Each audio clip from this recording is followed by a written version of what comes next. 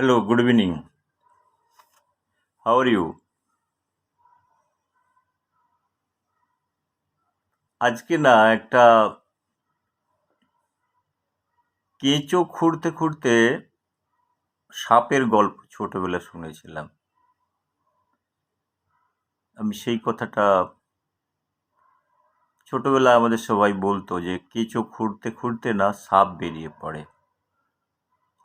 সেই গল্প আজকে আমি শোনাবো।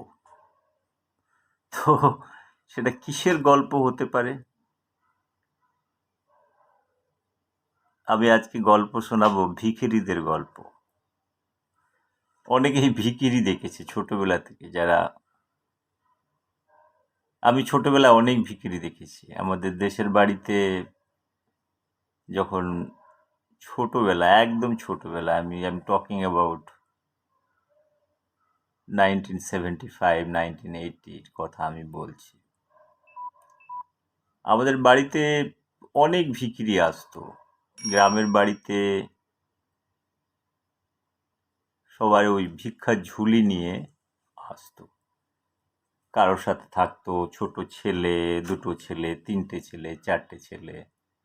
তো আমার মা কি করতো, ওদেরকে ও ভিক্ষার ঝুলি থাকতো, একটা ঝুলিতে চাল দেওয়া, কাউকে কখনো খেতে দেওয়া, কিছু সবজি দেওয়া, এই জিনিসগুলো মা ছোটবেলায় করতো। তো মাকে আমি অনেকবার জিজ্ঞেস করতো, মা তুমি ভিক্ষে দিচ্ছে কেন? মা বলতো, চলো ওদের কিছু নেই তাই দিচ্ছি। তো আমাদের বাড়িতে যেটুকু হতো ঠিক আছে, ডেলি 8টা 10টা ভিখিরি এলে দুমুঠো করে চাল দিলে 20 মুঠো চাল হয়ে গেল, 1-1.5 কেজি চাল। লোকালি যেমন গ্রামের বাড়িতে তোমাদের চাল, ধান, গম, সবজি হয়, এগুলো লোকালি পাওয়া যায়, তো দিয়ে দেওয়া যায়। তো সেগুলো নিয়ে খুব একটা বেশি চিন্তা ভাবনা করতাম না যে কেন বিক্রিরা আসে, কি জন্য আসে, কি করতে আসে, ভিক্ষা করাটা খুব কি দরকার। 5 6 7 বছর বয়সে এত সূক্ষ্ম চিন্তাগুলো আর অ্যানালিটিক্যাল চিন্তাগুলো মাথায় আসে না। তো যখন ধীরে ধীরে বড় হতে গেলাম, স্কুলে গেলাম, 10 স্ট্যান্ডার্ডে স্কুলে গেলাম, স্কুলে দেখতাম অনেক ভিখিরি ঘুরে বেড়াতো। তো এরপরে বাড়িতে অনেক জন্তু জানোয়ার ছিল। জন্তু জানোয়ার কিছুর মধ্যে কিছু ঘরের পোষা, কিছু বাইর থেকে আসতো। স্বাভাবিক যেমন গ্রামে হয়, বাইর থেকে কুকুর আসছে, বিড়াল আসছে, নেওলা আসছে। তো এই সিস্টেমের মধ্যে থাকছে, কেউ ঘরের মধ্যে খাবার দাবার পেলে পোষ মানিয়ে থেকে যাচ্ছে। কিছু কিছু কুকুর ছিল খুব বাড়িতে বিশ্বস্ত হয়ে গেল। বিশ্বস্ত এমন হয়ে গেল তোমার, ওরা স্কুল পর্যন্ত যেত, বাস স্টপ পর্যন্ত যেত। অনেক সময় দেখা গেছে বাস স্টপে আমাদের বাড়ি থেকে যে বাস স্টপ আছে, যে 1 কিলোমিটার দূর, কুকুর স্কুল যাওয়ার সময় কুকুর পিছনে পেছনে যাচ্ছে। তো এগুলো কি হয়, স্বাভাবিক গ্রামের দিকে হয়, কুকুর যাচ্ছে, কেউ মাথায় খেয়াল করে না যে কুকুর কেন পেছনে পেছনে যাচ্ছে। তো কুকুরের কি মাথাটা খারাপ হয়ে গেছে যে কুকুর মানুষের পেছনে পেছনে যাচ্ছে? সন্ধেবেলা যখন স্কুল থেকে ফিরবো, কুকুর দেখছি বাস স্টপে আছে, সেগুলো কি সত্যি কুকুরের মাথাটা খারাপ হয়ে গেছে? সেগুলো নিয়ে ছোটবেলা কেউ ভাবার চিন্তা করা থাকে না, এগুলো নিয়ে কেউ একটা ভাবে না। স্বাভাবিক, কোয়াইট ন্যাচারাল। যখন বড় হলাম তখন কলেজে পড়াশুনো করতে গেলাম কলকাতাতে। আমি থাকতাম সাহিত্য পরিষদ স্ট্রিট, কলেজ স্ট্রিটের এরিয়ার কাছাকাছি। সাহিত্য পরিষদ, হেদুয়া, স্কটিশ চার্চ কলেজের পেছনে। তো ওইখানে যখন কলকাতাতে গেলাম তখন একটা অনেক নতুন শহর, নতুন জায়গায়, নতুন কলেজে ভর্তি হওয়া, তো একটা নতুন মানসিকতা নিয়ে ওখানে যাওয়া। সেখানেও দেখলাম অনেক ভিখিরি। তো ছোটবেলা থেকে আমার ওই ভিখিরিদের সাথে থাকা, ভিখিরিদেরকে জানার যে একটা অনেক ইচ্ছা ছিল সেগুলো অবচেতন মনে কিছু কিছু জিনিস আছে যে ভিখিরিরা কিভাবে জীবনযাপন করে। ওখানে মন্দির আছে, আর তোমার অনেক মন্দির আছে, তোমার দক্ষিণেশ্বরের মন্দির আছে, তোমার কালীবাড়ি যেগুলোকে বলছো, তারপরে তোমার শ্যামবাজারে বলো, কলেজ স্ট্রিটে বলো, কলকাতার অনেক জায়গায়, যে জায়গায় আমি থাকতাম ওইখানে অনেক ভালো ভালো মানুষদের বাড়ি, তোমার জগদীশচন্দ্র বসুর বাড়ি, আচার্য প্রফুল্লচন্দ্র রায়ের বাড়ি, রবীন্দ্রনাথ ঠাকুরের বাড়ি, তো অনেক বড় বড় মানুষের, তো ওখানে Bose institute, Saha institute, Rajabazar science college. তো রাজাবাজারে একটু আগে গেলে ওখানে মসজিদ আছে। আমি তো ধর্ম মানি না, ধর্ম মানা আমার কাছে ছিল না। আমার ছোটবেলাকার একটা ইচ্ছে ছিল যে মন্দিরটা কেমন দেখতে হয়, ওর আর্কিটেকচার কেমন আছে, কত পুরানো মন্দির, এগুলো দেখার আছে। যেমন কালীঘাটের মন্দির, কালীঘাটে গেলে দেখবে তুমি ওই রাস্তা দিয়ে চারদিকে দেখছো দুদিকে ভিখিরিদের একটা মিছিল লেগে আছে। ওই সময় ক্যামেরা ফ্যামেরা ছিল না, দেখতাম যে এরা কিভাবে কি করছে। সবাই বলতো যে মন্দিরে নাকি অনেক খাবার পাওয়া যায়, তাই এখানে মানুষের ভিড় করে। এই ভিখিরি নিয়ে একটা মাথার মধ্যে একটা কিরকিরে ভাব ছিল।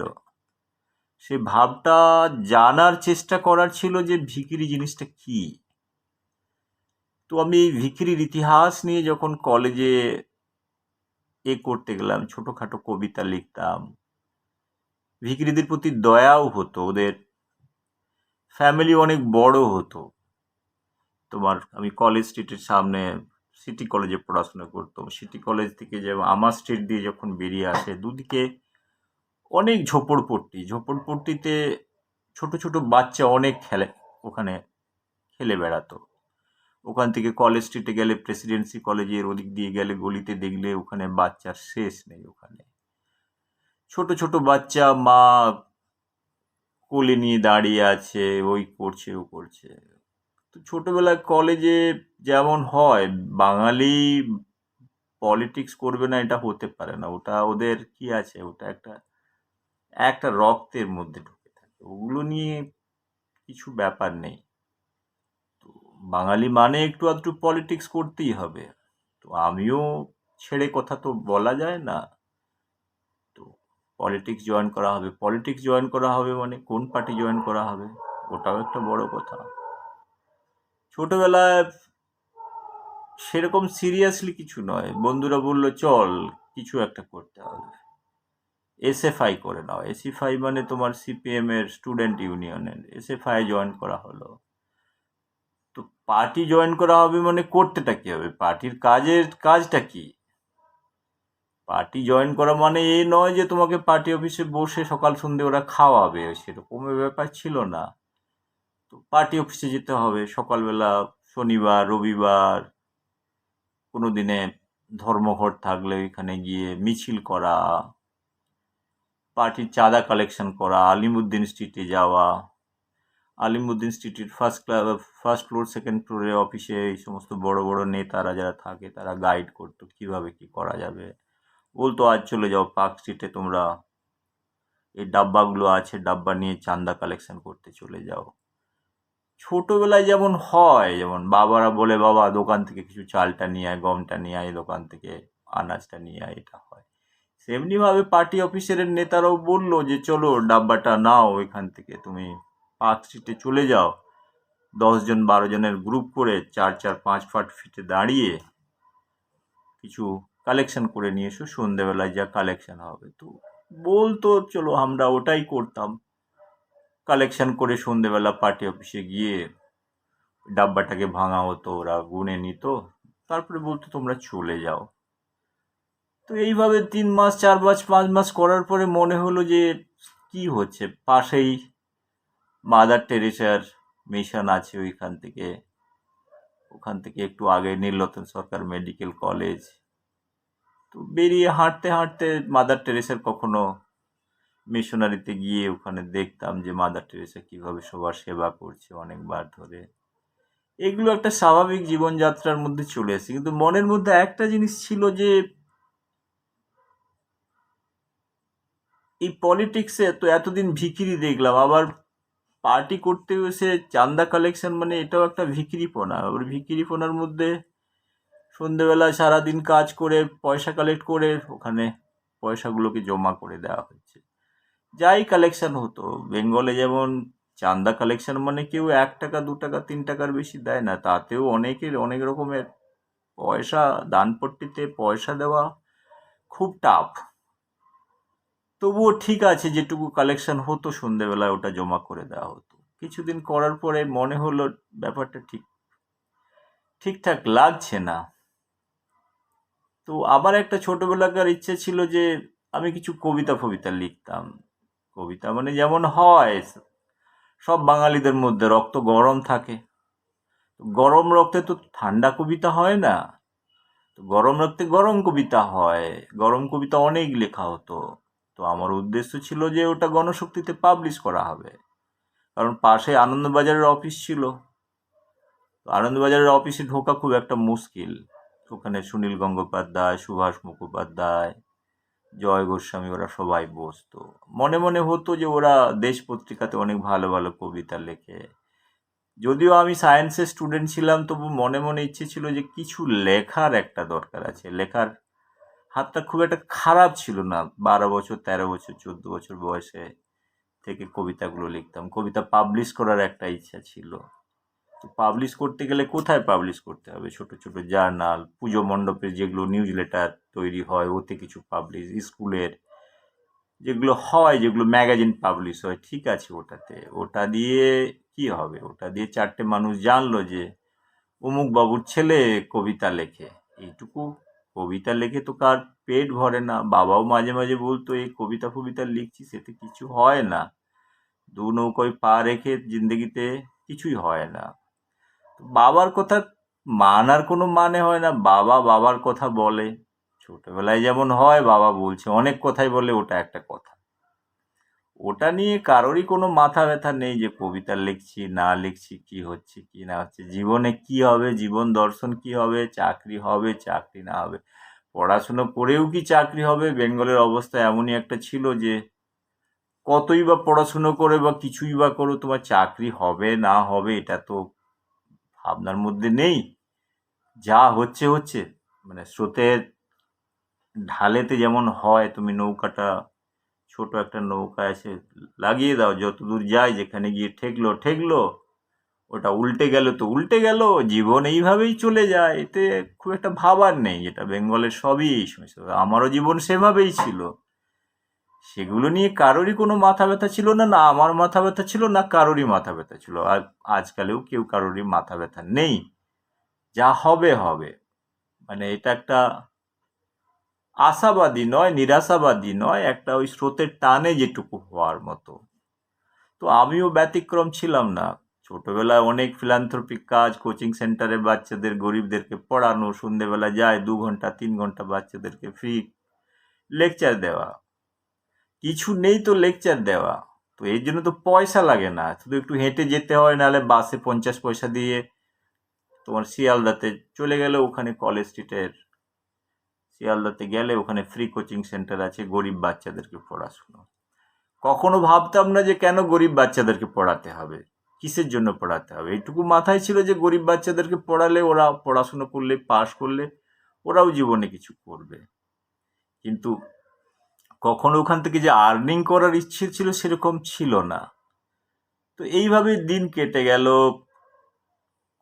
পার্টির চাঁদা কালেকশনের জন্য করা, কিছু পত্রিকাতেও, গণশক্তিতে কিছু কবিতা পাবলিশ হলো। তখন মনে হলো এটুকু যে যে কবিতা অ্যাটলিস্ট ছাপিয়েছে যখন, কিছু তো কন্টেন্ট আছে।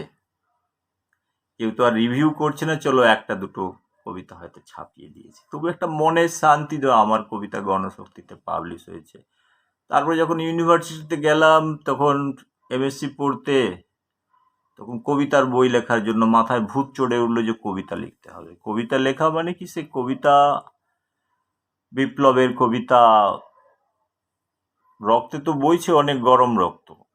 রক্ত গরম অনেক রকম হবে, শুধু বাঙালিরা যে মাছ ভাত খেলেই যে রক্ত গরম হয় তা নয়, এমনিতে শাকসবজি খেলেও খুব রক্ত গরম হয়। সেটা বাঙালিদের মধ্যে একটা ইনবিল্ট প্রপার্টি আছে, সেটা আমার মধ্যেও ছিল। তো আমার মধ্যে হয়তো একটু বেশি ছিল, পড়াশুনো ছেড়ে দিয়ে কবিতা লেখা। কবিতা লেখা, ফার্স্ট ইয়ার এমএসসিতে শুধু কবিতা লেখা, কবিতা লেখা। কবিতা লিখলে বই ছাপাতে কথা হবে, বই ছাপানোর দরকার হলে পয়সার দরকার হয়। তো পয়সার দরকার হলে তো কি আছে, ভাইয়েরা দিদিরা আছে, চলো দিদির কাছে হাত পেতে পয়সা ম্যানেজ করা হয়ে গেল। বইও প্রেসে দিন রাত্রি পড়ে ফার্স্ট কবিতার বইও হয়ে গেল। ভাবলাম যে একটা কবিতার বই লিখে জীবন চলে যাবে। তো ওইখানে অনেক ভিখারি, আমার কবিতার বইয়ে অনেক ভিখারিদের কথাবার্তা, বিপ্লবের কবিতা প্লাস ভিখারি, অনেক কিছু ওর মধ্যে সমস্ত কিছু যোগ আছে। গরিব মানুষের কথা আছে, মেহনতি মানুষের কথা আছে। এই সমস্ত কথাগুলো কবিতার মধ্যে খুব লেখালেখি হয়েছে। তারপরে বায়োলজি স্টুডেন্ট হওয়ার সাথে সাথে বায়োলজিরও অনেক শব্দ, কমসে কম 400-500 শব্দ বায়োলজির নতুন ওয়ার্ড ডিকশনারিতে ওগুলো ইনক্লুড হলো। ফার্স্ট ইয়ার সেকেন্ড ইয়ারে কবিতার বই লেখা হলো, বিদ্যাসাগর অ্যাওয়ার্ডও পাওয়া গেল। তারপর থেকে ইউনিভার্সিটি ছেড়ে যখন বাইরে চলে গেলাম, তখন ভাবলাম এই কবিতা ফবিতা লিখে কিছু হয় না। যা কবিতা লিখেছি আজ থেকে 30 বছর আগে, এই কবিতাগুলো লিখে তারপরে আর কবিতা লেখা হয়নি। তারপরে এমএসসি পিএইচডি করা, বাঙালিদের কি আছে, চাকরি না পেলে তো করো, আগে পড়াশুনো করো, চাকরির কথা করার চিন্তা নেই, এগুলো চিন্তা করার দরকার না। স্পন্সরার অনেক থাকে, দিদি দাদা ভাই বোন, দিদি পড়াশুনো করবো তো চলো, দিদি চাকরি করছে তো দিদি পয়সা দিল, নাহলে দাদা দিল, নাহলে কেউ দিল, এমএসসি হয়ে গেল, পিএইচডি হয়ে গেল, তারপরে কি হবে? তারপরে জীবনে এইভাবেই ভাসতে থাকলো। কখনো পড়াশুনো নিয়ে কোনো মাথা ব্যথা ছিল না, এগুলো এগুলো কোনো মাথার মধ্যেই ছিল না। তুমি চাকরিটা পাবে কি করে, কোথায় করবে, কি করবে কি না করবে, কিছু পাবলিকেশন হলো না হলো ওটা নিয়েও মাথা ব্যথা ছিল না, সিরিয়াসনেস ছিল না। তো ছোটবেলা থেকে একটা জিনিস ছিল যে যেখানেই যেতাম গরিব মানুষ দেখতাম। এরপরে ধীরে ধীরে ধীরে ধীরে যখন পোস্ট ডক্টরেট করতে গেলাম, সোজা কোথায় চলে গেলাম, গোয়া ইউনিভার্সিটিতে যখন চলে গেলাম, তখন আমার প্রফেসরের সাথে অনেক ভালো রকমের দোস্তি হলো, রিসার্চ ফিসার্চ করা হলো। ওইখানে অনেক মানুষের সাথে আমার দেখা, ওইখানেও চার্চে যেতাম, অনেক গরিব মানুষকে, অনেক ভিখিরিকে দেখতে পেতাম। তো মনে মনে ভাবতাম যে ভিখিরি জিনিসটা চার্চের পাশাপাশি এত ঘুরে বেড়াচ্ছে কেন। তো চার্চেও যেতাম, দেখতাম চার্চের যারা হেড আছে তাদের বড় বড় গাড়ি ছিল, অনেক কিছু ছিল। ভাবতাম এত পয়সা এদের কাছ থেকে কোথা থেকে আসে যে একটা চার্চের পুরোহিতের কাছে এত বড় গাড়ি, অনেক বড় বড় গাড়ি, বিএমডব্লিউ গাড়ি। এর থেকে আমি গোয়াতে 4 বছর থাকার পরে অনেক ভিখিরি দেখেছি। ভিখিরি দেখার পরে যখন বম্বেতে এলাম 1999-এ চাকরি নিয়ে, তারপরে ওখানেও দেখেছি হাজি আলি, দাদর, এখানে যত টেম্পল আছে। তারপরে যখন রাস্তা দিয়ে যাও ভিখিরি, ট্রাফিক সিগন্যালে ভিখিরি, ভিখিরি শেষ নেই। এটা মাথার মধ্যে তো জিনিসটা আছে যে ভিখারি সমাজের মধ্যে একটা, যেমন বায়োলজিক্যাল সিস্টেমের মধ্যে যে ইকোলজিক্যাল পিরামিডটা তৈরি হয়, তার লোয়ার অর্ডারে ছোট ছোট ছোট ছোট অনেক রকমের ফিকিরি ঘুরে বেড়াচ্ছে। আর সংখ্যাটা খুব একটা কম নয়, ভালো রকমের। এটুকু ভাবতাম এটা একটা অর্গানাইজ নয়, নন অর্গানাইজড হিসেবে এরা ইন্ডিভিজুয়ালি ভিক্ষি করে। পরে যখন এটার উপর একটা সিরিয়াসলি ভাবতে শুরু করলাম যে সত্যি কি তাই, মন্দিরে যখন দেখলাম ভিখিরিরা এক জায়গায় বসে থাকে, ওইখানেই করে, পরে যেটা ভাবলাম না এই জিনিসগুলো তো হয় না। তারপর আমার একটা প্রফেসর ক্যাওস থিওরি পড়িয়েছিল। ক্যাওস থিওরিতে এইটুকু আছে যে আমি ব্যাপারগুলোকে ক্যাওস লাগলে ওটা ক্যাওস নয়, ওই ক্যাওসের মধ্যেও তোমার একটা অর্গানাইজড ফর্ম দেখা যায়। তো ওটা বাইরে থেকে মনে হয়। তারপরে ভাবলাম এটা একটা অর্গানাইজড ওয়েতে এই জিনিসগুলো চলছে, আজ থেকে নয়। এই যে ভিখিরির কথাগুলো বলা হচ্ছে, এটা জেসাস খ্রাইস্টের সময় থেকে আসছে। ইউরোপে ভিখিরি জিনিসটা অনেক দিন ধরে এই বিক্রি চলছে। এই ভিখিরিদের যে ইতিহাসটা খুব একটা ছোট ইতিহাস নয়। সেই ইতিহাসটা জানতে গেলে অনেক সময় লাগবে। সেই সময় লাগাটার জন্য যেটা আমি আজ থেকে 1000 বছরের ইতিহাস যদি ঘাঁটা যায়, সেই ইতিহাসে দেখা গেছে ইউরোপ, গ্রিস, চীনে যখন রাজতন্ত্র ছিল, সেখানেও ভিখিরির সংখ্যা কম ছিল না। ভিখিরিদের টেনশন মেটানোর জন্য ওরা আর্সেনিক পর্যন্ত নিত, পয়জন মানে স্ট্রেসের জন্য।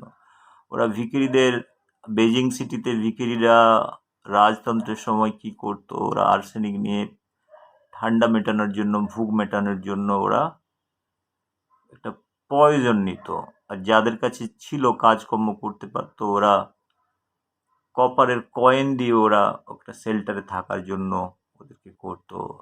জেসাস ক্রাইস্টের সময়ও সেভিয়ার অব, যেটা যারা যারা যারা কাজকর্ম করতো, ব্রিটিশ জামানাতেও ব্রিটিশ রাজে যখন রেনেসান্স শুরু হলো, তখন ব্রিটিশরা তো একটু হোয়াইট, ওরা ভিখিরিদেরকে রাস্তাতে ভিক্ষে করতে দেয় না। আমি যখন ইউকেতে গিয়েছিলাম, ওরা ওয়েল ড্রেসড হিসাবে ভিক্ষে করে। কেউ ভায়োলিন বাজায়, কেউ ডান্স করে। দে দে দে আর ভেরি প্রাউড ভিখারি। তো ইউকের মধ্যে এই জিনিসটা আছে, ইউরোপের, এন্টায়ার ইউরোপের মধ্যে এই জিনিসটা আছে, দে ডু ইট। তো এই 1000 বছর ধরে যে ভিখিরি, ইন্ডিয়াতেও ভিখিরি আজ থেকে 1000 বছর আগে সিভিলাইজেশনের শুরু থেকেই কিন্তু ভিখিরিগুলো আছে। সেটা রাজতন্ত্রে হোক, জমিদার সিস্টেমে হোক, ভিখিরিরা আছে। ছোটবেলায় পড়েছি যে 1940-45-এও ভিখিরিরা যখন বেঙ্গল ফেমিন হলো, কি করে কত ভিখিরি মারা গেল আর্টিফিশিয়ালি, সমস্ত জিনিস করে একটা ক্যাওস তৈরি হয়ে অনেক ভিখিরি মারা গেল। তবু ভিখিরিদের যে একটা রাজত্ব, একটা অঘোষিত রাজত্ব, তারপরে যখন বড় হলাম, 24-25-26 বছর বয়সে যখন মাথাটা একটু ওই দিকে ঢোকানোর চেষ্টা করলাম যে ভিখিরিরা সত্যিই কি ভিখিরি, এরা সত্যিই কি আনঅর্গানাইজড, এটা একটা মাথায় ঘুরে বেড়াচ্ছিল। তারপরে যেটা ভাবলাম যে আমি কমসে কম 40-50খানা মন্দির গিয়েছি, কামাখ্যা টেম্পল থেকে সাউথে তিরুপতি থেকে শুরু করে ব্যাঙ্গালোর, নর্থ ইন্ডিয়াতে Benaras, all those places temple I have visited with family, sometime personally, business ট্রিপে। মন্দিরে যাওয়া, মন্দিরটাকে দেখা, কিন্তু ওখানে মন্দিরে আমি যাই না ভিতরে, কারণ আমি তিরুপতি টেম্পলে অনেক জায়গায় গিয়েছি, ওখানে অনেক ভিআইপি লাইন আছে। তুমি give 500 rupees, 1000 rupees so that you can reach to faster to God. সেভাবে ভগবানের কাছে যাওয়ার খুব একটা দরকার হয় না, আমার মনে হয় না। সেই জন্য ইভেন দো ওখানে যাওয়ার পরেও বাইরে বেরিয়ে এসে ভিখিরিদেরকে যা দেওয়ার ওদেরকে দিয়ে ওখান থেকে বেরিয়ে গেছি। কিন্তু ওই ভিখিরি নিয়ে যে কাহানিগুলো এতগুলো বলছি, একটা বলার, আজকের দিনে দাঁড়িয়ে আমার মনে হচ্ছিল যে দুটো জিনিস। ভিখিরিরা কিন্তু অনেক অর্গানাইজড, মানে they are operating within the society without taking any liability or risk. They do not have any accountability, but এটা অর্গানাইজ, সেমি অর্গানাইজ ফর্মে কিন্তু করছে। সেখানে একটা ভিখিরিদের একটা ইউনিয়ন আছে, ওদেরও লিডার আছে, সমস্ত কিছু মডার্ন দিনে সমস্ত কিছু অর্গানাইজ। ভিখারিরা তাদের দে গেট স্যালারি হিসাবে পায়, ওখানে তার একটা প্রপার প্রফেশন। মাঝে মাঝে কিছু ভিখিরি যখন ভিক্ষে করতে আসে, মাঝে মাঝে বলি চলো আমার বাড়িতে তুমি কাজ করবে, তখন বলে করবো না। পরে ভাবলাম যে ব্যাপারটা ঠিক কথাই বলছে। ঠিক কথা এই কারণে বলছি যে ইন্ডিয়াতে যে সরকারি মজদুরি, ওর থেকে ওরা অনেক বেশি আর্নিং করে। কারণ যদি ধরো একটা পার্টিকুলার জায়গাতে ওরা দাঁড়িয়ে থাকে, 100 জন মানুষ, 200 জন মানুষ যদি 2 টাকা করেও দেয়, বম্বেতে 2 টাকা নেয় না, মিনিমাম 5 টাকা। 2 টাকা তুমি যদি দাও, ওই পয়সাটা ফেরত দিয়ে দেয়। সেটা ট্রেনে হোক, কোনো জায়গা হোক, সেগুলো তোমাকে ফেরত দিয়ে দেয়। 5 টাকা দিলেও 100 জনও দিলেও 500 টাকা। কিন্তু ইন্ডিয়াতে যে লেবারদের পুরো 8 আওয়ার্স ডিউটিতে অত কিন্তু পয়সা নয়, মতলব ইজি ওয়েতে এই পয়সাগুলো আর্ন করা যায়, যেটা বেঙ্গলেও দেখা গেছে, হোল ইন্ডিয়াতে same situation. Without liability tension, it's a freelancing job. Freelancer হিসাবে যেমন কাজ হয়, সেইভাবেই ওরা ভিক্ষা করে। পরে ভাবলাম যে প্রফেশনটা কিন্তু একটা খুব একটা খারাপ প্রফেশন নয়। পরে যখন আরও বড় হলাম, যখন মোবাইল এলো, মোবাইল 1990-তে মোবাইল তো ছিল না, 95 থেকে পর্যন্ত পেজার সিস্টেম ছিল, মোবাইল আসেনি। 2000 সালে 1999 2000-এ প্রায় মোবাইল এলো, হাতে যখন মোবাইল এলো অনেক আনওয়ান্টেড কল আসতো। সেই কলগুলো কি টাইপের কল? কেউ চ্যারিটি মিশন করছে, কেউ গরিব বাচ্চাদের সাহায্য করা, কার ক্যান্সার পেশেন্ট আছে স্যার একটু পয়সা দিয়ে দিন, একটু ওটা পয়সা দিয়ে দিন। তো মাঝে মাঝে ভাবতাম মনটাও খারাপ হয়ে যেত, চলো এরা অনেক কিছু সমাজের জন্য ভাবছে, আমি তো কিছু সমাজের জন্য ভাবতে পারি না। সমাজের জন্য যারা ভাবে তাদের জন্য অনেক এনজিও করা আছে, আমি ভাবলাম ওরা কিছু করছে। তো এইরকম কিছু যখন ফোন আসতে থাকলো তখন মাঝে মাঝে বলতাম ঠিক আছে গরিব বাচ্চাদেরকে কি দিতে হবে। তখনও ছোটোখাটো যা পয়সা আর্ন করতাম কিছু একটা পোর্শন গরিবদেরকে দেওয়া যেত, এই একটা মানসিকতা ছিল ছোটবেলা থেকে, এটা যে নয় দিতে পারতাম। তখন বললাম যে ভাই তুমি পয়সা দিতে পারবো না, 2-5 হাজার টাকার কিছু যদি মেডিসিন দেওয়ার থাকে আমাকে লিস্টটা পাঠিয়ে দিও, বাড়ি থেকে এসে ওটাকে নিয়ে যাও। তারপর থেকে ওদের কাছ থেকে আর কোনো কল আসে না। তারপরে বলতো না না না, আমরা মেডিসিন নেব না, নিলে পয়সাই নেব। সেরকম ঘটনা অনেকবার হয়েছে। বুকের কথা, মানে কেউ পড়াশোনার জন্য কার সাহায্যের দরকার, বইয়ের দরকার, আমি বললাম চলো আমি বই কিনে দিচ্ছি, না তাতেও হয় না, বললো ওর ইকুইভ্যালেন্ট অ্যামাউন্টের পয়সা। সবাই কিন্তু পয়সাটা খুব ভালো ভিখিরিরা চিনতে পারে। পরে ভাবলাম যে এরা বড় ভিখিরি, মতলব এই যে ভিখিরিরা রোডে করছে, অর্গানাইজড নন অর্গানাইজড ফর্মে আছে, এর তুলনায় বড় ভিখিরি যারা টেলিকলিং করে তোমাকে জিজ্ঞেস করছে যে গরিব বাচ্চাদের সাহায্য করতে পারবে। আরও বড় বিক্রি যখন পরে জানতে পারলাম, অনেকেই বড় বড় ওয়েবসাইট তৈরি করে বড় বড় প্রোডাক্টের লিস্ট করে ওইখানে তোমাকে সিলেক্ট করে একটা অ্যামাউন্ট, ড্রেস মেটেরিয়াল বা কিছু স্টাফ তুমি যদি অর্ডার দাও, কিছু কিছু ওয়েবসাইট আছে ওখান থেকে পেমেন্ট করার পরে আর কোনোদিন আসে না। ওরা কিন্তু আরও চালাক ভিখিরি বলে মনে হলো, অনেক চালাক ভিখিরি। কখনো অনেক রকমের ওয়েবসাইট আছে, মানে তোমার মনে হবে এই জিনিসটা যদি 1000 টাকা মার্কেটে দাম হয়, ওরা 300 টাকায় 400 টাকায় দিচ্ছে। অনেকেরই একটা টেম্পটেশন হয় যে চলো সস্তায় পাওয়া যাচ্ছে, সেল হচ্ছে, কিছু অর্ডার দিয়ে দিলে। তারপরে ও সমস্ত প্রোডাক্ট কখনো বাড়ি আসে না। তারপরে যখন ধীরে ধীরে কোম্পানি চালানোর সুবিধার্থে আমি দেখলাম আমাদের উপরে একটা গেস্ট হাউস ছিল, কিছু ছেলেরা থাকতো, এর জিনিস চুরি করে নিয়ে চলে যাওয়া, বেডশিট উঠিয়ে নিয়ে যাওয়া, বর্তন উঠিয়ে নিয়ে যাওয়া, এই ঘটনা অনেকবার হয়েছে। পরে যখন বলবো আমাকে চার্জ করা হয়েছে, বলা হয়েছে না না স্যার আমার জিনিস নিয়ে চলে গেছে তো আপনাকে দিতে হবে। এই ঘটনাগুলো অনেকবারই হয়েছে, তার রিএম্বার্সমেন্ট করতে করে দেওয়া হয়েছে। একবার নয়, দুবার নয়, তিনবার। অনেক গরিব বাচ্চারা এখানে সামনে খাওয়ার দোকান আছে, দাঁড়িয়ে যখন খাবার কিনতে যায় ওরাও কিন্তু খাবার চায়, তো মাঝে মাঝে খাওয়ারও দেওয়া হয়েছে। খাবার নেওয়ার পর প্যাকেট নিয়ে গিয়ে দেখা হয়েছে ওরা পকেট থেকে 250 ml যেটা অ্যালকোহলের বোতল নিয়ে খাচ্ছে। কাছে গিয়ে যখন জিজ্ঞেস করলাম, ও বাবা তুমি তুমি তুমি খিদে পেয়েছে বলে তুমি আমার কাছ থেকে পয়সা নিয়ে তুমি ওটা কিনলে, তুমি এখান থেকে এটা করছো।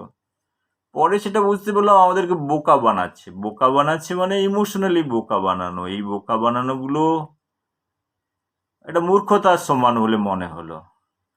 পরে আরো বড় হয়ে যখন যেটা জানতে পারলাম যে পৃথিবীতে চলছেটা কি, সবাই কি এরা গরিব মানুষ তো এটা করছে, কিন্তু আমাদের যে সমাজ ব্যবস্থায় ভিখিরিপনাটা এমন জায়গায় একটা চলে গেছে, সেই জায়গাটা কি এই জায়গার মধ্যে সীমিত আছে? এটা হায়ার অর্ডার যখন একটু যখন পরে বড় হয়ে যখন জানার চেষ্টা করলাম যে ভিখিরিদেরকে নিয়ে একটা ভালো ব্যবসা চলছে, ব্যবসাটা কিন্তু সীমিত শুধু এক জায়গায় নেই, এটা কিন্তু বড় বড় ইকোনমিস্ট ওদেরকে নিয়ে ব্যবসা করছে। সেটা মাথাটা একটু যখন পরিষ্কার হলো, আরো মানে বয়স হলে তো মাথার সূক্ষ্ম চিন্তা ভাবনাগুলো একটু হয়, সেগুলো চোখ কানও খোলা থাকে, যখন দেখা হলো যে বড় বড় ইকোনমিস্ট যারা নোবেল প্রাইজ পেয়েছে তারা, তাদের ক্ষেত্রেও তারাও কি ভিখিরি? না না, এরা ভিখিরি হতে পারে না। এ ভিখিরি এরা কি করে হবে? ভারতবর্ষে দুখানা নোবেল প্রাইজ, এ কি করে হয়? অমর্ত্য সেন ভিখিরি, অভিজিৎ ব্যানার্জি ভিখিরি? না না না না না, এ জিনিস হতে পারে না। পরে যখন ডিপার অ্যানালিসিস করতে গেলাম, যখন অমর্ত্য সেনকে নিয়ে একটু থোড়ো পড়াশুনো করতে গেলাম, প্রভার্টি লাইনের উপরে কাজ করেছে, 40 বছর 50 বছর ধরে কাজ করেছে, কি থিওরি লিখেছে, এই সমস্ত যখন বইপত্র কিনে একটু পড়াশুনো করার ইচ্ছে হলো, জানা গেল এরা নাকি অনেক কাজকর্ম করেছে, এদের থিওরি। আমি ভাবলাম চলো একটু পড়াশুনো করা যাক। এরা প্রভার্টি এলিভেশনের ক্ষেত্রে অনেক কিছু কাজ করেছে, কিন্তু যেটুকু জানতে পারলাম যে ভারতবর্ষের ইকোনমি কেউ জানার চেষ্টা করছে না। ওরা শুধু গরিব মানুষ দিয়ে কাজ করছে, গরিব মানুষদের কি করে ফ্রিতে দেওয়া যাবে, ফ্রিতে চাল, গম, টাকা, এই সমস্ত। এরা কখনোই বলে না যে এদেরকে আপলিফট করে, ওরা কখনোই বলে না যে যে যে আমাদের ভারতবর্ষের ইকোনমিতে যে যে যে জিনিসটা আছে, আহ, গরিব বড় লোকদের মধ্যে অনেক ডিফারেন্স আছে, যে ভারতবর্ষের যে 100% ওয়েলথের মধ্যে 80% ওয়েলথ 10% মানুষই ক্যাপচার করে বসে আছে, ল্যান্ড রিফরমেশন অ্যাক্ট লাগু করা হয়নি। তার উপরে কেউ ল্যান্ড রিফরমেশন অ্যাক্ট যদিও পার্লামেন্টে পাস হয়েছে, কিন্তু অমর্ত্য সেন বলো অভিজিৎ বলো কখনো এরা এর মধ্যে কথা বলে না। যে কিন্তু সবসময় বলে যেটা, এতে গরিবদের কথা, গরিবদেরকে ফ্রিতে দিতে হবে। তো আমাদের বাড়িতে আমি একটা মাইন্ড ল্যাব বলে ল্যাব করেছি, ওখানেও যখন দেখলাম যে পাঁচখানা বিড়াল আছে, এদেরকে যখন এক্সট্রা অনেক খাবার দেওয়া হয় আর অনেক লেথার্জিক হয়ে যায়, চুপচাপ 18-20 ঘন্টা শুয়ে থাকে। মাথায় মাথায় দেখলাম ওখানে পুরো সিসিটিভি ক্যামেরা রেখে যখন দেখলাম যে এই কি বাবা, তো মাঝে মাঝে খাওয়ার বন্ধ করে দিতাম। খাওয়ার বন্ধ করার পরে ওরা কিন্তু বাইরে গিয়ে শিকার করে নিয়ে আসছে। তো এটা থেকে তো বলা গেল যে যে কমসে কম বিড়ালের সেন্স আছে। বিড়ালের সেন্সটা কেমন আছে, ওদেরকে তুমি খাবার না দিলে কিন্তু ওরা জানে আমাদেরকে শিকারটা করতে হবে। কিন্তু মানুষ মানুষ হচ্ছে কিন্তু অনেক চালাক। তুমি যদি বলো তোমাকে চালটা দেবো, গমটা দেবো, সাইকেলটা দেবো, ল্যাপটপটা দেবো, গরু দেবো, দুটো ছাগল দেবো, সব কিছু দেবো, তোমার বিয়ে করিয়ে দেবো, না বাচ্চাটা তৈরি করে দেবে না সেটা নয়, সেটার দায়িত্ব হয়তো নিতে পারবে না, কিন্তু বিয়েটা পর্যন্ত করিয়ে দিতে পারবে, তারপরে তোমার ঘরটা বেঁধে দিতে পারবে, সারা জীবন বলো তুমি মরার পরেও তোমাকে স্বর্গে নিয়ে যাওয়ার ব্যবস্থা করে দিবে, সেটুকু স্বর্গেতেও তোমার টাকা চলে যাবে। এই যে ফ্রি জিনিসগুলো বলছে, তখন মনে হয় যে এটা পয়সা কড়ি কোথা থেকে আসবে। এটাও তো একটা ব্যাপার থাকে, সবাইকে যদি বলে ফ্রিতে দেবে তো সবাই তো চাইবে ভাই আমি ফ্রিতে চাই, এটা বুঝতে পারতাম না। কিন্তু এই আমি অমর্ত্য সেনের কথাটা বলছি যে ফ্রি জিনিসগুলো কি সেটাই বোঝা যাচ্ছে না। ফ্রি হলে ফ্রিটা আসবে কোথা থেকে? আবার সবাইকে যদি ফ্রি করা হয় কাজটা করবে কে, সেটাও তো একটা ব্যাপার না। তো অমর্ত্য সেনের থিওরি আমাকে এখনো বোঝা যায়নি। তাই অমর্ত্য সেনকে তো অনেক বড় মাপের মানুষ, আমি একটা 2-3 ঘন্টার ভিডিও বানিয়েছি, কারোর যদি ইচ্ছে থাকে ও ভিডিও দেখতে পারেন, আমি লিঙ্ক পাঠাতে পারি। আমার যেটুকু এখানে বাংলাতে বলার উদ্দেশ্য হচ্ছে যে এটা এখনোই বোঝা গেল না যে অমর্ত্য সেন চাইছেটা কি। ইকোনমিক ডেভেলপমেন্ট করতে গেলে তো 50-60খানা 70খানা বই লিখতে হয় না, ওর জন্য নোবেল প্রাইজেরও দরকার হয় না। নোবেল প্রাইজের কেন দরকার হবে? তুমি ইকোনমিক থিওরি মানে আমি অনেকবার বলেছি, এই দেখো সিম্পল জিনিস একটা, ইকোনমি বোঝার জন্য পণ্ডিত হওয়ার দরকার হয় না, সবাই ইকোনমিস্ট। আমার কাজের মাসি আমার থেকে বড় ইকোনমি বোঝে, আমি economist, she is great economist, she understand everything. আমি সবাইকে এটুকু বলেছিলাম, দেখো এটা 1 লিটার বটল, 1 লিটার বটলের মধ্যে জল আছে, এটা তোমার যদি টোটাল ইকোনমি হয়, টোটাল ইকোনমি 1 লিটার জলের মধ্যে তুমি ধরে রাখো টোটাল পপুলেশন যেটা আছে তার 10% পপুলেশন 80% ওয়েলথকে অ্যাকুমুলেট হোল্ড করে আছে। মানে till zamindar system or any system is there, they are holding that property. তো 80% মানুষ, 80% ওয়েলথ যদি 10% মানুষ ওটাকে ক্যাপচার করে রাখে, তো বাকি 20% ওয়েলথ কি হবে? 20% ওয়েলথ 80% মানুষ সেটাকে কনজিউম করবে, right? Let me again repeat it, this is your total 100% wealth. 100% ওয়েলথের মধ্যে 10% থেকে 15% মানুষ তোমার 80% ওয়েলথকে ক্যাপচার করে আছে, রাইট? 80% হলো, বাকি তোমার ওয়েলথ রইল কত? বাকি রইল 20% ওয়েলথ। তা 20% ওয়েলথটা 15% মাইনাস করে দাও, তাই 85% মানুষ তোমার 20% ওয়েলথ নিয়ে বেঁচে থাকবে। তাহলে কি হবে? ওটাতে স্কেয়ারসিটি হবে নাকি? হবে না। আমি যদি একটা আইডিয়াল ইকোনমিস্ট হই, এই থিওরি তো অমর্ত্য সেনের আজ 50 বছর ধরে অ্যাপ্লাই হয়নি। আমি অমর্ত্য সেনের কাছ থেকে এটা জানার চেষ্টা করছি, একটা সিম্পল থিওরি লিখতে কি কষ্ট আছে। যদি আমার টোটাল ওয়েলথ যদি 100% হয়, divided by total population, equal distribute করে দাও, that is the ideal situation.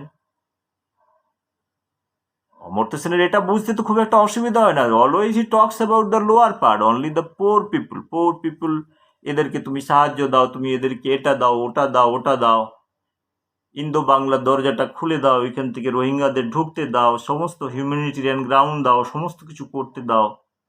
এই জিনিসগুলো কেন? উনি তো আমেরিকাতে থাকেন, উনি তো বলেন না চলো আমেরিকার একটা দরজা খুলে দাও, একটা পোর্শন খুলে দাও, সমস্ত লোককে এখানে ঢুকতে দাও। তো উনি তো এই সমস্ত কিছু কথা বলেন না। শুধু ইন্ডিয়ার ক্ষেত্রে এই সমস্ত কিছু সিএর উনি বিরোধিতা করেন, এনআরসির বিরোধিতা করেন, সরকারের বিরোধিতা করেন সমস্ত পলিসির। আমার কথা বলার উদ্দেশ্য হচ্ছে কি চাইছেন উনি। সিম্পলটা হচ্ছে ওনার ওনার আন্ডারস্ট্যান্ডিংটা কি আছে, সেটাই আমার জানার চেষ্টা করা। ইকোনমির কে ঠিক করতে গেলে সিম্পল জিনিস আছে, ওয়েলথটাকে প্রপার ডিস্ট্রিবিউট করতে হবে। তার জন্য বাবা সাহেব ভীমরাও আম্বেদকর অনেক কিছু বলে গেছেন। সংবিধানে গরিব মানুষদের 1949 সংবিধানে প্রভিশন করে গেছে, ওদের মধ্যে রিজার্ভেশন করা। সেই রিজার্ভেশন নিয়ে তো আজ 75 সাল আমরা রিজার্ভেশনকে আগে বাড়িয়ে নিয়ে যাচ্ছি, সেটা তো কোনো একটা ব্যাপার নয়। কিন্তু অমর্ত্য সেনের থিওরি আর অভিজিৎ বন্দ্যোপাধ্যায়ের থিওরি, এই সমস্ত অভিজিৎ ব্যানার্জির থিওরি যদি আমি ধরে নিই, সমস্ত ক্ষেত্রেই প্রভার্টি এলিভেশন লাভ। আমি ওর কথাটা পরে আসছি। কথা হচ্ছে যে অমর্ত্য সেন 1998-এ যে নোবেল প্রাইজ পেয়েছে, তার একটা থিওরি কোথাও কিন্তু অ্যাপ্লাই হয় না। উনি বিশ্বভারতী বলছি, নালন্দা ইউনিভার্সিটির উনিকে চ্যান্সেলর বানালো। 2-3 বছর থাকার পরে ওখানে অনেক রকমের জিনিস হওয়ার পরে উনি আবার ওখানে চলে গেছেন। দেশের প্রতি ওনার কতটা ভালোবাসা আছে না আছে সেটা একটু চিন্তা ভাবনা করলেই ব্যাপারগুলো বোঝা যায়। এই ডিবেটে আমার খুব একটা যাওয়ার ইচ্ছেও নেই। কিন্তু কোশ্চেন হলো, উনি যদি দেশে সত্যিই ভালো চান, একটা ভালো ইকোনমির কথা তো বলতে পারেন, সেটা তো বলাই যায়। আমি যদি সায়েন্স স্টুডেন্ট হয়ে একটা সিম্পল কথা বলতে পারি, যদি আমার কাছে 100 টাকা থাকে, আমি একটা যদি ভালো মানুষ হই, 10 জন যদি লোক বসে থাকে, আমাকে ডিস্ট্রিবিউট করতে গেলে থিওরি তো লিখছি, পয়সা তো দিচ্ছি না, এর মধ্যে তো কোনো ব্যাপার নেই। আমি তো বলে দিতে পারি, ভাই 100 টাকা আছে, তোমরা 10 জন আছো, 100 ডিভাইডেড বাই 10, সবাই কিন্তু 10 টাকা পাবে। এটা বলতে কেন কষ্ট হচ্ছে? উনি ইকোনমির কথা বলতে গেলে কখনো রিচ মানুষের কথা বলেন না, শুধু গরিব মানুষের কথা। রিচকে উনি টাচ কখনোই করেন না। যেখানে ম্যাক্সিমাম ওয়েলথ অ্যাকুমুলেট আছে, ওদের কথা কখনোই বলেন না। তো উনি প্রবাবলি হোমোজিনাস কন্ডিশনের কথা কখনো হয়তো ভাবেননি, ভেবেছেন কিন্তু থিওরিটিক্যালি লেখার চেষ্টা করেননি। তো তাতে কি হয়েছে? উনি চাইছেন সরকার ইনসেন্টিভ দিক গরিব মানুষদেরকে। ইনসেন্টিভ দিলে কি হবে? মাথাগুলো আরো বোকা হবে। বোকা হলে ওরা আরো অবশ হয়ে যাবে। অবশ হয়ে গেলে শুধু বাচ্চা পয়দা করবে। তো যেটা ভিখিরিদের কথা বলছিলাম, ভিখারিদের দেখো, ইন্ডিয়াতে গ্লোবাল ইন্ডেক্সের মধ্যে ভিখিরিদের অবদান অনেক, কিন্তু পপুলেশন ডায়নামিক্স এদের অবদান সবচেয়ে বেশি। তো অমর্ত্য সেন কি ওই জিনিসটাই প্রমোট করার চেষ্টা করছেন? ইকোনমির উপর দিকটা দেখার চেষ্টা করছেন? কখনো তো লিখতে পারেন, চলো এই ইকোনমি যে 80% ইকোনমির ওয়েলথটা 10% অ্যাকুমুলেট করে রেখেছে, এখান থেকেও কিছু লিচিং হওয়ার দরকার আছে। সোশ্যাল লিচিং হওয়ার হলে কি হবে? সবাই মিলে একটা হোমোজিনাস কন্ডিশন হলে সবার ইকোনমি ভালো হবে, সেই জিনিসটা।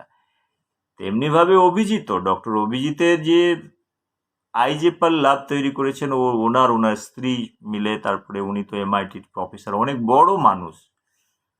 আমাদের মতো ছোট মানুষদের ওনাকে কোশ্চেন করা সহজ নেই, কিন্তু জিনিসটা বোঝার তো চেষ্টা করা যেতে পারে। উনি যে আইজেপালের উনি ফাউন্ডার ডাইরেক্টর, উনি ওনার স্ত্রী আছেন ওখানে। তো $100 মিলিয়ন কন্ট্রিবিউশন ইউকে থেকে আসছে, মিলিন্ডা গেটস ফাউন্ডেশন থেকে আসছে। ওইখানে মার্কেটিং এক্সিকিউটিভ আছে, সেলস এক্সিকিউটিভ আছে। তো আমার কয়েকটা স্বাভাবিক পছন্দ, ভাই তুমি প্রভার্টি এলিভেশনের ল্যাব করেছো, অনেক সময় প্রভার্টি তো ল্যাব থেকে এলিভেট হয় না, সেটা তো পরিষ্কার বোঝা যায়। কিন্তু এত যে ফান্ডিং করার জন্য, অ্যারেঞ্জ করার জন্য তোমার যে মার্কেটিং এক্সিকিউটিভের কোথা থেকে দরকার হয়, সেলস এক্সিকিউটিভের কোথা থেকে দরকার হয়, বিজনেস অ্যানালিস্টের কোথা থেকে দরকার হয়, এই সমস্ত পজিশনগুলো তো বা একটা প্রাইভেট কোম্পানিতে হয় যাদের প্রোডাকশন আছে, তাদের প্রোডাক্ট বেচার জন্য। এটা যদি মাইন্ড ল্যাব টাইপের কিছু, আইজেপার ল্যাবের উদ্দেশ্য তো অনেক কিছু, ওখানে তো শিক্ষা আর ক্লাইমেট চেঞ্জের উপরে অনেক রকমের কাজ আছে, অনেককে এডুকেশন দেওয়া, 10,000 ভিলেজ লেভেলে গিয়ে কাজ করা, বন্ধন ব্যাংকের কাজ করে নোবেল প্রাইজ পেয়েছেন, সেগুলো অনেক ব্যাপার আছে, সেগুলো কমপ্লেক্স ককটেল সাবজেক্টটা বোঝার মতো তো ক্ষমতা আছে। কিন্তু এটুকু বোঝার আমার মনে হয় না যে এত ফান্ডিং নিয়ে একটা সিস্টেমকে, আইজেপলের সিস্টেমকে সাস্টেন করা, যে খোদই সেলফ সাস্টেনেবল না হওয়া যায়, যদি ফান্ডিং নিয়ে সাস্টেনেবিলিটির কথা বলা হয়, তো সেই অর্গানাইজেশনের মানেটা কি? সেই মানেটা তো আমারও মনে হয় না। তো ভিক্ষে তো ওইখান থেকেই নেওয়া হচ্ছে। ভিক্ষেরা কারা দিচ্ছে? বিল গেটস ফাউন্ডেশন দিচ্ছে, ইউকে দিচ্ছে, অস্ট্রেলিয়ান অ্যাম্বাসি দিচ্ছে। ভিক্ষে সেই, তার মানে যেটা হলো বড় ভিখারি, এখানেও কিন্তু এডুকেশন সিস্টেমে বড় ভিখারি কিন্তু এগুলো আসছে, সেখান থেকে সেলস এক্সিকিউটিভরা কাজ এগুলো করছে। এগুলো তো আমার মাথায় আসছে না অভিজিৎ দা। অভিজিৎ দা, আপনার যদি কিছু বক্তব্য থাকে আপনি বলতে পারেন, এগুলো যে কি উদ্দেশ্যে, কি কারণে এগুলো করা হচ্ছে। আপনি তো গরিবের কথা বলেন, গরিবদের আপলিফটমেন্টের কথা বলেন, আপনি সেলফ সাস্টেনেবল মডেলের কথা কিছু বলছেন না। আমিও একটু ছোটোখাটো কাজ করি, সে কাজ আমার মাইন্ড ল্যাবের টিউবে গিয়ে দেখতে পারবেন সেগুলো কি নিয়ে কাজ করি। সেলফ সাস্টেন মডেল যতক্ষণ না বলা হচ্ছে, কতদিন ধরে আর এই সমস্ত ফান্ড পুলিং চলবে মার্কেটিং, টেকনিক্যাল, সেলস পিপল দিয়ে, সো দ্যাট এই আইজেপলের পরেও আপনি নোবেল প্রাইজ পেয়েছেন, খুব ভালো কথা। এগুলো নিয়ে তো আমাদের, এগুলো তো স্বপ্ন, আমার দেবা স্বপ্ন। কিন্তু আমার সোসাইটির যখন কথা বলি, সোসাইটি মানে এই নয় যে ফিড করা যাবে। আমি ভারতবর্ষের সবাইকে যদি বলা হয় ফ্রিতে দেওয়া হয়, আপনিও তো ওটা জানেন জিএসটি থেকে কত আর্নিং হয়,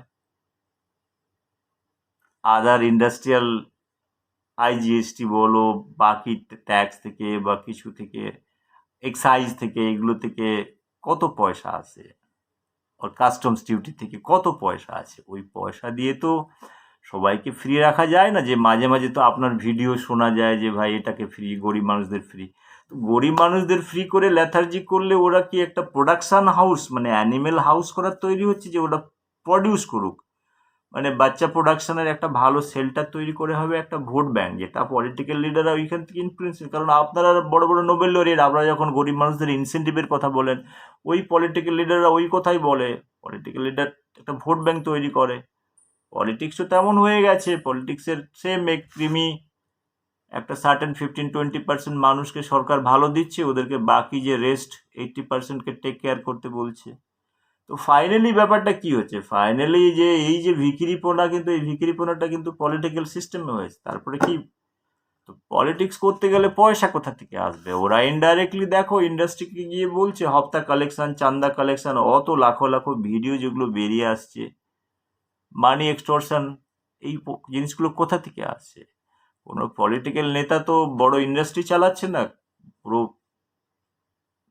স্টেটে যখন কোনো ইন্ডাস্ট্রি নেই, তো তোর ঘরের মধ্যে তো ইন্ডাস্ট্রি বরাবর টাকার কোনো তো প্ল্যান্ট লাগানো নেই যে ওখান থেকে টাকা আসছে। তো পয়সা কি করে মাল্টিপ্লাই হচ্ছে, দুগুণ, তিনগুণ, চারগুণ, ছগুণ পর্যন্ত হয়ে যাচ্ছে।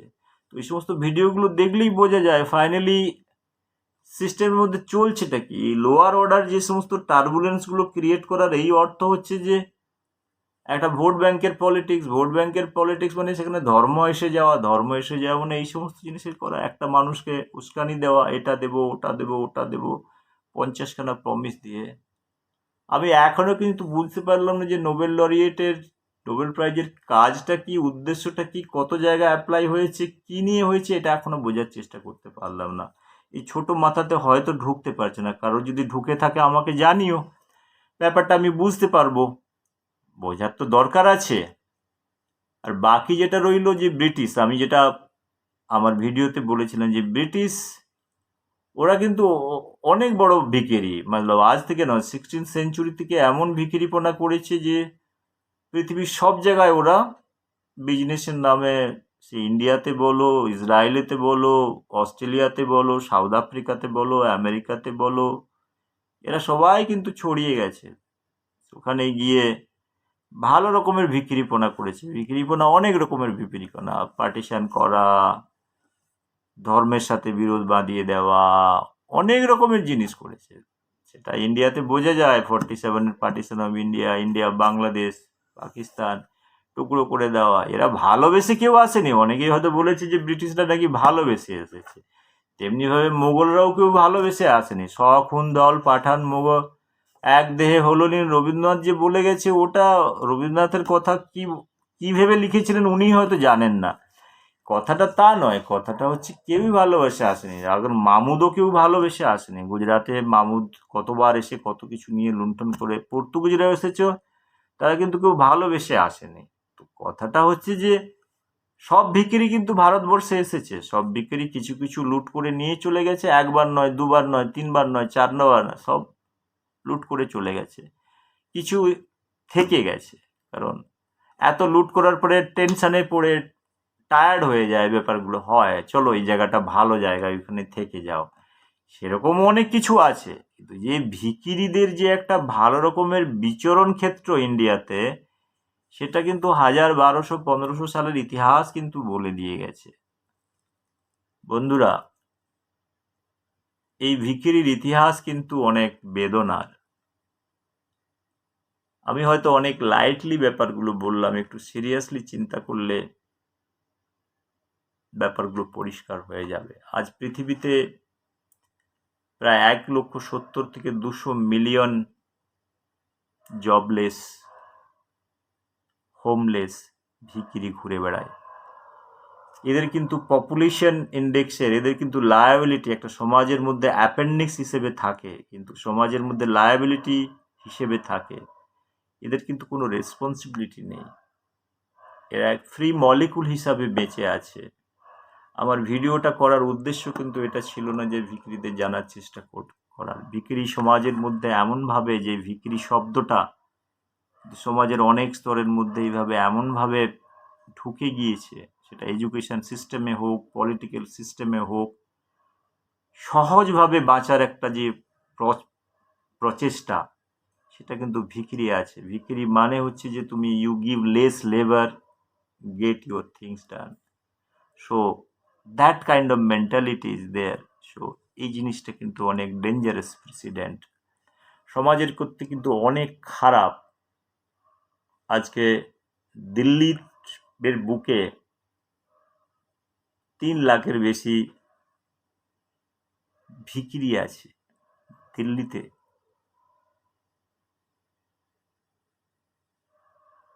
এই সংখ্যাটা কিন্তু কম নয় একটা পপুলেশনে, একটা কান্ট্রির পক্ষে। This is too much. Friends, আমি যেটা বলতে চাইছি, পৃথিবীতে 8-10টা কান্ট্রি আছে, যে কান্ট্রিতে ইভেন আমেরিকা থেকে শুরু করে, চায়না থেকে শুরু করে, ইন্ডিয়া থেকে শুরু করে, এর সংখ্যাটা কিন্তু অনেক ভয়াবহ। সেই রেকর্ডটা আমি একটু, আমাকে সময় দিন, আমি বলছি, বলে আমার বক্তব্য কনক্লুড করব। Thank you. যে কথাটা বলার ছিল, কতগুলো জিনিসকে কনক্লুড করার চেষ্টা করছি, যেটুকু সাধারণ মস্তিষ্কে যেটুকু আন্ডারস্ট্যান্ডিং আছে একটু কনক্লুড করার। ভিডিও করার তো কোনো অর্থ ছিল না, বসেছিলাম করোনাতে, কাজ নেই তো কি করা যায়, কাজ নেই তো বাঙালিদের একটা আছে খই ভাজ। তো খইটা কিসের জন্য ভাজা হবে সেটারও কোটা থাকে না, ভেজে রেখে দেওয়া হয়, যখন পারলে খাওয়া হয়, না করলে কিছু না কিছু ভাবে চলবে ওটা। ওই কাজ নেই তো খই ভাজ। তো কিছু ডকুমেন্ট পড়ার সময় যেটুকু জানা গেল, শুধু দিল্লিতেই নাকি 3 মিলিয়ন ভিখিরি আছে, জবলেস, শেল্টার নেই। তো 3 মিলিয়নের অর্থ হচ্ছে ওটা কানাডাতে 30খানা ইলেকটোরাল যে স্টেট হয়, মানে আমাদের যেমন বিধানসভা হয়, 30খানার ইকুইভ্যালেন্ট। তো বুঝতে পেরেছো সেটা কি, সেটা হাফ অফ কানাডার সাইজের মতো হয়ে গেল, যেমন একটা মনে হলো 30-40% কন্ট্রিবিউশন। শুধু দিল্লিতে যারা হোমলেস আছে। তো এই হোমলেসগুলো আর ভিখিরিগুলো যে অরিজিন কোথা দিয়ে হচ্ছে সেগুলো নিয়ে খুব একটা কারোর মাথা ব্যথা নেই। কোথা থেকে আসছে, কোনখান থেকে আসছে, এর অরিজিন নিয়ে সবাই সব কিছু জানে, এটা নয় যে জানে না। কিন্তু ব্যাপারটা কি হচ্ছে, ভোট তো এরাই দেবে। ভোট তো গরিব বাড়ির আমার মতো আমির বাড়ির লোকেরা ভোট দেয় না ভোটের সময়। এই যে আমাদের 60খানা 70% যে ভোটের কথা বলি, এদের কিন্তু পুরো 100%। ওদের বাড়িতে গেলে তুমি দেখতে পাবে রেশন কার্ড আছে, আধার কার্ড আছে, প্যান কার্ড আছে, সমস্ত কিছু আছে। ভোট কিন্তু ওরাই দেবে। সেই জন্য যে ইলেকশনের সময় যে পলিটিক্যাল হালচালগুলো হয় এই জায়গাতে খুব একটা বেশি হয়। তো কথাটা বলার উদ্দেশ্য হচ্ছে যে যে এদের কিন্তু লায়াবিলিটিও নেই, রেসপন্সিবিলিটিও নেই, কিন্তু ইলেকশনের সময় সে কই একটা বড় মানুষ ভোট দিক আর এরা ভোট দিক, কিন্তু ভোটের ক্ষেত্রে কিন্তু এদের সমান অধিকার, সেটা ডেমোক্রেটিকলি সমান অধিকার। ওদেরকে ইন্ডিয়ান নাগরিকও করে দেওয়া যারা বাইরে থেকে আসে। এই জন্যই তো ব্যাপারগুলো হচ্ছে, যেগুলো হচ্ছে রোহিঙ্গাদের হিউম্যানিটেরিয়ান আমরা যে কথাগুলো বলছি, যেখানে নোবেল লরিয়েটটা অনেকে পুশ করছে যে মানবাধিকার উল্লঙ্ঘন হয়ে যাবে এদেরকে না এন্ট্রি দিলে। যারা সিএ এনআরসির বিরোধিতা করছে, বিরোধিতাটা কথার অর্থটা হচ্ছে যে প্রোটেস্ট করতে হবে। প্রোটেস্টের কি কারণ তারা দেখছে না? তারা তাদের নিজের কান্ট্রিতে অনেক সেফ আছে, তারা কিন্তু বলবে না যে আমি বাবা 1 লাখ 2 লাখ আমরা রোহিঙ্গাকে নিয়ে নিলাম, আমাদের এক একটা বাড়িতে করে রেখে দিলাম, আমরা এই করলাম। ওরাও সমস্ত জিনিস করবে না, কিন্তু ইন্ডিয়ার ক্ষেত্রে কিন্তু এই সমস্তগুলো খুব প্রযোজ্য। সেই জন্য সমস্ত লেফটিস্ট লাগানো, জেএনইউকে লাগানো। তো জেএনইউর প্রোডাক্ট কারা সেটা তো বোঝাই যায় যে কি একটা পারপাস আছে। সেগুলো কিন্তু এইগুলো এই ফ্র্যাগমেন্টেড জিনিসগুলো অ্যানালিসিস করলে কিন্তু খুব বোঝা যায়। বোঝা তো এমন যায় না যে এই মাথাগুলো অপরিষ্কার তো নয়, চোখ কান খোলা রাখলে ব্যাপারগুলো বোঝা যায়। একেবারে অন্ধ হলে হয় বুঝতে পারে না, সেই অন্ধ হওয়ার তো এখনো সময় আছে। কিছু কিছু মানুষ এগুলো বুঝতেই পারে। তারপরে যেটা পলিটিক্যালি যেটা হচ্ছে বেঙ্গলে, পলিটিক্যাল লিডারদের স্ট্যাটাস, তোমাদের যে এত কোটি কোটি টাকার মালিক হয়ে যাচ্ছে, কোথা থেকে কি পয়সা কড়ি পাচ্ছে, ভিডিও দেখা যাচ্ছে, এক্সটর্শন, এরা সব কমিশনেই চলছে। এরা দেশ চালাতে গেলে যে ইন্ডাস্ট্রির দরকার হয়, এগ্রিকালচারালের ডেভেলপমেন্ট করতে হয়, সাস্টেনেবল মডেলের ডেভেলপমেন্ট হয়, ও সমস্ত কথাবার্তা নয়। এরা কিন্তু এই সমস্ত সব এ ভ্যালি, ও ভ্যালি, ও ভ্যালি, রোজ ভ্যালি, সব ভ্যালি করেই ওখান থেকে কমিশন। তারপরে ওটা 2 বছর 10 বছর পরে ওখান থেকে যে পয়সাগুলো গরিব মানুষের একাঠা হলো, ওইখান থেকে কোম্পানিও ডুবে গেল, ওই পয়সা নিয়ে সবাই খেয়ে পুটে চলে গেল। এই জিনিসই তো হচ্ছে। কিন্তু এরা কেউ সাস্টেনেবল মডেলের কথা বলছে না, কখনো বলে না যে একটা ইন্স্যুরেন্স বলো, একটা ফাইন্যান্সিয়াল এজেন্সিকে বলো, ওরা লং টার্মের জন্য গরিব মানুষ থেকে পয়সা নিচ্ছে, সেই পয়সাগুলো রিটার্ন করতে হবে ম্যাচুরিটির সময়। সেসব নিয়ে কোনো কথাবার্তা নেই, সেসব তো অনেক দূরে থাক। সে অনেক ভালো ভালো কথা, অনেক ভালো ভালো পেন্টিং, 10 কোটি টাকা 5 কোটি টাকা 6 কোটি টাকার পেন্টিংও বেঁচে যাচ্ছে। মানুষের প্রতিভার শেষ নেই, কবিতাও লেখে অনেক পয়সা, মতলব অনেক ভালো ভালো ইন্ডাস্ট্রি এসে ভালো ভালো কবিতার জন্য ভালো ভালো পয়সা দিচ্ছে। ডেভেলপমেন্ট ওখানে সমস্ত কিছু হচ্ছে, যাদের হচ্ছে তাদের হচ্ছে, সেগুলো তো বোঝাই যাচ্ছে। কিন্তু সাধারণ মানুষের কি হচ্ছে, ওদের কথা কে ভাবে? রাত গয়া তো বাদ গয়া, বাদ গয়া তো রাত গয়া। তো এই সমস্ত কথাগুলো বলার উদ্দেশ্য হচ্ছে যে কি চলছে, তো যাদের একটু পরিষ্কার আছে তো বোঝাই যায়। বন্ধুরা, এই কথাগুলোর বলার উদ্দেশ্য একটু সার্কাস্টিক হলেও একটু সিরিয়াসলি ভাবার দরকার আছে, কারণ এটা আমাদের ভুলে যাওয়া উচিত নয়। আমাদেরও সবাই ভাই বোন আছে, আমাদেরও জীবন আছে, আমাদেরও বাঁচার অধিকার আছে। সেখান থেকে একটা সাস্টেনেবল মডেল যদি আমরা না তৈরি করতে পারি, ভারতবর্ষের বুকে অনেক রকমের প্রবলেম আছে। এই ভিখিরিদেরই তৈরি হবে, ভিখিরিদের যেমন পঙ্গপাল তৈরি হয়, এগুলোই তৈরি হবে।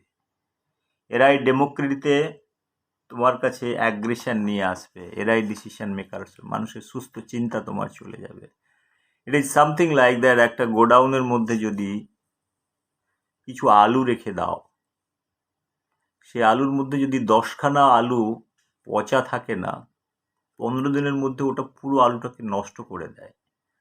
এটা স্বাভাবিক, বিকজ ওই যে পচা আলু থেকে যে মিথেন গ্যাসগুলো, টক্সিক গ্যাসগুলো বেরোয় না, ওরা কিন্তু একটা একটা ক্লাউড তৈরি করে। সেই ক্লাউডটা কিন্তু বাকি জিনিসগুলোকে মেরে দেয়। এটা একটা সমাজের রুল হিসেবে চলে আসে। They have such power. Power with this bad এলিমেন্টগুলো কিল করে দেয়, মানুষের সুস্থ চিন্তা ভাবনাগুলোকে নষ্ট করে দেয়। সেখান থেকে কিন্তু এগুলো খুব খুব ভালো করে বোঝার চেষ্টা করছি। যদি আজ টুমরো আমাদের নিজস্ব সমাজের যে যারা আছে ইন্টেলেকচুয়াল লোক, তারা যদি এই ব্যাপারগুলোকে সিরিয়াসলি না ভাবে, এগুলো গ্র্যাজুয়ালি কিন্তু তোমাকে বাউন্স ব্যাক করবে একদিন, সেই সময় কিন্তু আর ফিরে আসতে পারবে না। তো আমার কথা বলার উদ্দেশ্য, আমার এখনো পর্যন্ত যেটুকু সুস্থ চিন্তা আছে, যেটুকু সুস্থ চিন্তায় একটু মাথাটাকে খুলে রেখে কাজ করি, দেখছি তো ভারতবর্ষের পলিটিক্স, স্বপন দাশগুপ্তের মতো মানুষও ইলেকশনে হেরে যায়। Such a brilliant orator with a logical thinking. বেঙ্গলের মানুষ ভাবে এই মানুষের কোনো নেই। কেরালাতেও সেই ডক্টর শ্রীধরন, যেটা ভারতবর্ষের সবচেয়ে ভালো মেট্রোম্যান বলে, যেটা সেও কিন্তু হেরে যান। টাইম ম্যাগাজিনের 100 ভালো মানুষের এশিয়াতে টপ করেছেন, এত ভালো ইঞ্জিনিয়ার। তারও কোনো কেরালাতে ইলেকশনে যে একটা ভালো মানুষকে ইলেকশন দিয়ে জেতাবো এই মানসিকতা নেই। ফাইনালি আমি নেতাদের দোষ দিই না, দোষ ফাইনালি আমাদের মানুষের মধ্যে যতক্ষণ না পর্যন্ত এই চেতনাবোধটা না আসে, তো হবে এই ভিখিরি পলিটিক্যাল সিস্টেমে লোয়ার মিডল ক্লাস যে ভিখিরি মেন্টালিটি আছে আসবে, সেখান থেকে ভিখিরি মেন্টালিটি তৈরি হবে, এটা নিয়ে তো কোনো আপত্তি নেই। আমরা একটা যদি সুস্থ চিন্তা ভাবনা না করতে পারি, সুস্থ মানসিকতা নিয়ে জিনিসগুলো অ্যানালিসিস না করতে পারি, আমাদের দিন খারাপ আসছে, সেটা খুব পরিষ্কার। সেটা কতদিন লাগবে, কি হবে, সেটা তো আছে। এটা আমার বলার উদ্দেশ্য হলো যে এখনো যদি আমাদের বন্ধু বান্ধবের মধ্যে যদি এই সেন্সটা আসে, এটা লজিক্যাল থিঙ্কিং বলে আছে, there is a thought process call logical. কলেজে পড়াশুনো করা, ইউনিভার্সিটিতে পড়াশুনো করতে গেলে, পড়াশুনো করে কিছু ডিগ্রি হলে মানুষের সুস্থ চিন্তা ভাবনাগুলোও তো থাকে। সেই চিন্তা ভাবনাগুলো দিয়ে যদি একটা করা যায়, পড়াশুনো না করলেও মানুষ সুস্থ চিন্তা ভাবনা করতে পারে। এটা নয় যে ভালো ইউনিভার্সিটিতে ভালো হয়ে গেলে, ভালো জায়গায় কোনো কলেজে পড়ালে বা ইউনিভার্সিটির প্রফেসর হয়ে গেলে, ভাইস চ্যান্সেলর হয়ে গেলে, বড় জিনিস হয়ে গেলে এদেরই সুস্থ চিন্তা ভাবনা আছে, এটা বড় কথা নয়। ভগবান তো বলে পাঠায় নাই যে বাবা তোমাকে ভাইস চ্যান্সেলর করে পাঠালাম একটা জায়গা, তোমাকে নেতা করে পাঠালাম, তোমাকে ভালো একটা জায়গায় ইঞ্জিনিয়ার করে পাঠালাম। ভগবান তো প্রথমে লেভেলে সবাইকে পাঠায়, যাও তোমাকে পাঠালাম, তারপরে তুমি তোমার কর্ম করো। কিন্তু এটা নয় যে কোনো স্পেসিফিক করে। এটাও তো ঠিক ভারতবর্ষের বেঙ্গলের আজকে এডুকেশন সিস্টেমের কোথাও ফেয়ার সিলেকশন তো হয় না। ফেয়ার সিলেকশন পার্টি অফিস থেকে হয়। আমিও তো নাকি শুনেছি ভাইস চ্যান্সেলর থেকে শুরু করে সমস্ত কিছু, তার টিচার অ্যাপয়েন্টমেন্ট থেকে শুধু পার্টি অফিস থেকে হয়। এই যে প্যানেল ফ্যানেলগুলো হয়, এগুলো শুধু দেখানোর, বাদ বাকি সব তো কোথা থেকে হয় সমস্ত কিছু জানা যায়। সেখান থেকে যে ভালো কিছু আসবে সেটা তো ভাবার নেই। আমার তো মাঝে মাঝে মনে হয় যে ইন্ডিয়ার বুকে আর বেঙ্গলের বুকে যদি কোনো নোবেল লরিয়েটও চাকরি করতে আসে, সে চাকরি পাবে কিনা, তার অ্যাপ্লিকেশনটা অ্যাকসেপ্ট হবে কিনা, সেটা কিন্তু ভাবার দরকার আছে। সেটা তো দেখাই যাচ্ছে, বেঙ্গল, বিহার, উড়িষ্যাতে কোনো একটা পোস্টের অ্যাপ্লিকেশনের জন্য, ক্লারিক্যালের জন্য হাজার হাজার লক্ষ লক্ষ অ্যাপ্লিকেশন আসছে, পিএইচডি পর্যন্ত অ্যাপ্লাই করছে। ইউপিতে, বিহার, সে মিউনিসিপ্যাল কর্পোরেশনের চাকরির জন্য। আমারও যখন আমি এমএসসি পিএইচডি করি, আমার বন্ধু বান্ধবরা স্ট্যাটিস্টিক্সে এমএসসি করে এখনো পর্যন্ত কোনো একটা পোস্ট অফিসে এখনো স্ট্যাম্প মারছে। তো আমিও এখনো বুঝতে পারিনি, ভাই তুই স্ট্যাটিস্টিক্সে এমএসসি করে পোস্ট অফিসে পিওন হয়ে কি সিকিউর জব? অনেকে পিওন কেরানির কাজ করছে কারণ ট্র্যাডিশন, কি করবে, অনেকে স্কুল মাস্টারি করছে, কিছু না কিছু করছে। তো আমি তো জীবনে কিছু করে উঠতে পারিনি, যেটুকু বলার এটুকু বলার, বিকজ এখনো পর্যন্ত মাথায় ভগবান বলেছে সুস্থ চিন্তা করো, পিছনে বুদ্ধ আছে, বুদ্ধকে মেনে চলো। বাদ বাকি যেটুকু পড়াশুনো করেছি, ডারউইন পড়েছি, হিস্ট্রি অফ সায়েন্স পড়েছি, ম্যাথমেটিক্যাল মডেল পড়েছি, অ্যানিমেল বিহেভিয়ার পড়েছি, সমস্ত কিছু হাজার বছরের ইতিহাস পড়া, যেটা বইয়ের দুটো পাতা পড়ে জ্ঞান দেওয়ার, সেটা ঠিক আছে, সেই জিনিস নিয়েই সেই বলা। এখনো সুস্থ চিন্তা আছে বলে নিজেকে ন্যাশনালিস্ট মনে করি, দেশের জন্য কিছু ভালো হোক এ নিয়ে ভাবি। দুটো বন্ধু বান্ধব যদি শুনেও এই বকবক, আজকাল তো টিভিতে বলো, ফেসবুকে গেল, দেখতে গেলে সমস্ত নিউজ চ্যানেলের যে সমস্ত কন্টেন্ট থাকে, সেই কন্টেন্টের মধ্যে যদি খোঁজা যায় সব ছাস বেরোয়, ক্ষীর তো পাওয়া যায় না। মাঝে মাঝে ভাবি এখনো পর্যন্ত চোখ বন্ধ করে যেটুকু মনে হয় যে কিছু ভালো মানুষ আছে, তাদের মধ্যে যদি মনে হয় কোনো বন্ধু বান্ধব থাকে, মনে হয় যে সুস্থ কথা বলছে, এই জিনিসগুলো যদি পৌঁছয় কারোর মধ্যে, বোধ শক্তির দ্বারগুলো যদি খুলে, এগুলো হচ্ছে যে কয়েকটা এনজাইমের মতো আর ক্যাটালিস্টের মতো, কিছু কিছু জায়গা গিয়ে যদি আঘাত করে মানুষ ব্যাপারগুলো বুঝতে পারে। স্লো পয়জন করা, যেমন পলিটিক্সে আসার জন্য অনেকে স্লো পয়জন করে, ভাই তুই পলিটিক্সে আয়, পলিটিক্সে আয়, পলিটিক্সে আয়, পলিটিক্স, ছোটোবেলায় অনেক পলিটিক্স, পলিটিক্স লিখে কবিতার তো অনেক শেষ নেই, 140-50খানা কবিতা, রাতভর কবিতা লেখা। এরপরে সিপিএম করার পরে তারপরে আরও একটা পলিটিক্যাল পার্টি সোশ্যালিস্ট মাথায় চড়ে গিয়েছিল, সেটাও যখন করেছিলাম অনেকে পুলিশের ডান্ডা খেয়েও বেরিয়ে এসেছি। 6 মাস 1 বছর পরে বুঝে গেছি যে all are same in nature, they use হামকো ইউজি না, মানে ওরা হচ্ছে যে ভিখারিদের দালাল, যে নেতা লোক যেটা ফাইনালি আমরা বলতে যাচ্ছি, ওরা ভিখারিদের দালাল, ওরা ওদের নিজস্ব সমস্তগুলো বলে। সন্ধেবেলা পার্টি অফিসে পয়সাটা পৌঁছে দাও, ওদের খাওয়ার ব্যবস্থাটা হয়ে গেলে, সমস্ত কিছু হয়ে গেলে ওরা তোমাদেরকে ভুলে যায়, কারণ তুমি তো ছোট মানুষ, তুমি পার্টির হয়ে চাঁদা নিয়ে এসো, সেই চাঁদাগুলো কিভাবে ইউজ হচ্ছে কি না হচ্ছে, ওগুলো তো সমাজের ইনফ্রাস্ট্রাকচার, রোড ডেভেলপমেন্টের জন্য ইউজ হয় না, সমাজে যারা ভলেন্টিয়ার পার্টি অফিসে 24/7 কাজ করে তাদের ক্ষেত্রে ইউজ হয়। সেগুলো ইউজ করা মানে কি? ইউজ করা মানে হচ্ছে যে তাদের খাওয়া দাওয়া থাকা, তাদের সমস্ত কিছু, যে বিল্ডিংটাতে থাকা হয় বা এটাতে হয় তার রেন্টটা দেওয়া হয়, অনেক কিছু ব্যাপার থাকে, সেগুলো নিয়ে কোনো ব্যাপার নেই। সে আলিমুদ্দিন স্ট্রিট হোক আর এসোসিয়ারের অফিস হোক, সব অফিসে একই কাণ্ড। কাণ্ড এই কারণে ওদের মধ্যে কোনো সুস্থ ভাবনা নেই, ওরা কখনো ইন্ডাস্ট্রির কথা ভাবে না, ওরা শুধু নিজেদের কথা ভাবে। ইন্ডাস্ট্রি হলে ওরা অনেক কিছু করতে পারতো। তো 35 ইয়ার্সের বামফ্রন্টে বলো কোনো ইন্ডাস্ট্রি হয়নি, তারপরে বাকি অ্যানাদার 10 ইয়ার্সের অধ্যায় শুধু কাহানি, কবিতা, এটা দেবো, ওটা দেবো, সেটা দেবো, ওটা দেবো, সেটা দেবো, সেটা দেবো, ওটা দেবো, সেটা দেবো, ওটা দেবো, সেটা দেবো, ওটা দেবো, এই করতে করতেই চলছে। ইমোশন, আমি বলেছি আমাদের পলিটিক্স যেটা হচ্ছে যে, এক তো ভিখিরিদের নিয়ে আমাদের সমাজের মধ্যে একটা লেয়ার যেটা আছে, ভিখিরিরা আছে, এরা এই সমস্ত কিছু ডিসাইড করছে। তার উপরে মায়াবাদ, মায়া, ইমোশন খুব খারাপ জিনিস। তো পলিটিক্সের আগে ইমোশনও ঢুকিয়ে দেওয়া হয়, তারপরে সেই কাহিনিতে আমি যাচ্ছি না। সেই ইমোশনালিও আমরা অনেক চার্জড, আমরা ইমোশনের সময় আমরা নিজের ঘর আর সমাজ ওর স্টেটকে ভুলে যাই, যে আমি ঘরে আছি ওর সমাজে আছি ওর স্টেট আছি। তো আমরা হেরে গেলেও কিন্তু সেই হারা মানুষটাকে নিয়েও কিন্তু আমরা চাই যে একটা বড় মাপের নেতা, কিন্তু পলিটিক্যাল সিস্টেমে তখন সংবিধানের দোহা দেয়, আর্টিকেল 164-এর দোহা দিয়ে দেয়, আর্টিকেল 144-এর সাব ক্লোজের দোহা দিয়ে বলি না এই প্রভিশন আছে। আমরা তখন ইমোশনকে সামনে রাখি, লজিক্যাল থট প্রসেসকে দূরে সরিয়ে দেই, সমস্ত কিছু চলে, এগুলো নিয়ে কোনো একটা বড় ব্যাপার নেই। হ্যাঁ, আর্টিকেল আছে তো ইউজ করো, তো বাবা সাহেব আম্বেদকর লিখে গিয়েছে তো ইউজ করতে দোষ কোথায়? করো ইমোশনাল, সবাই করে গেছে 70 বছর, আমিও করছি।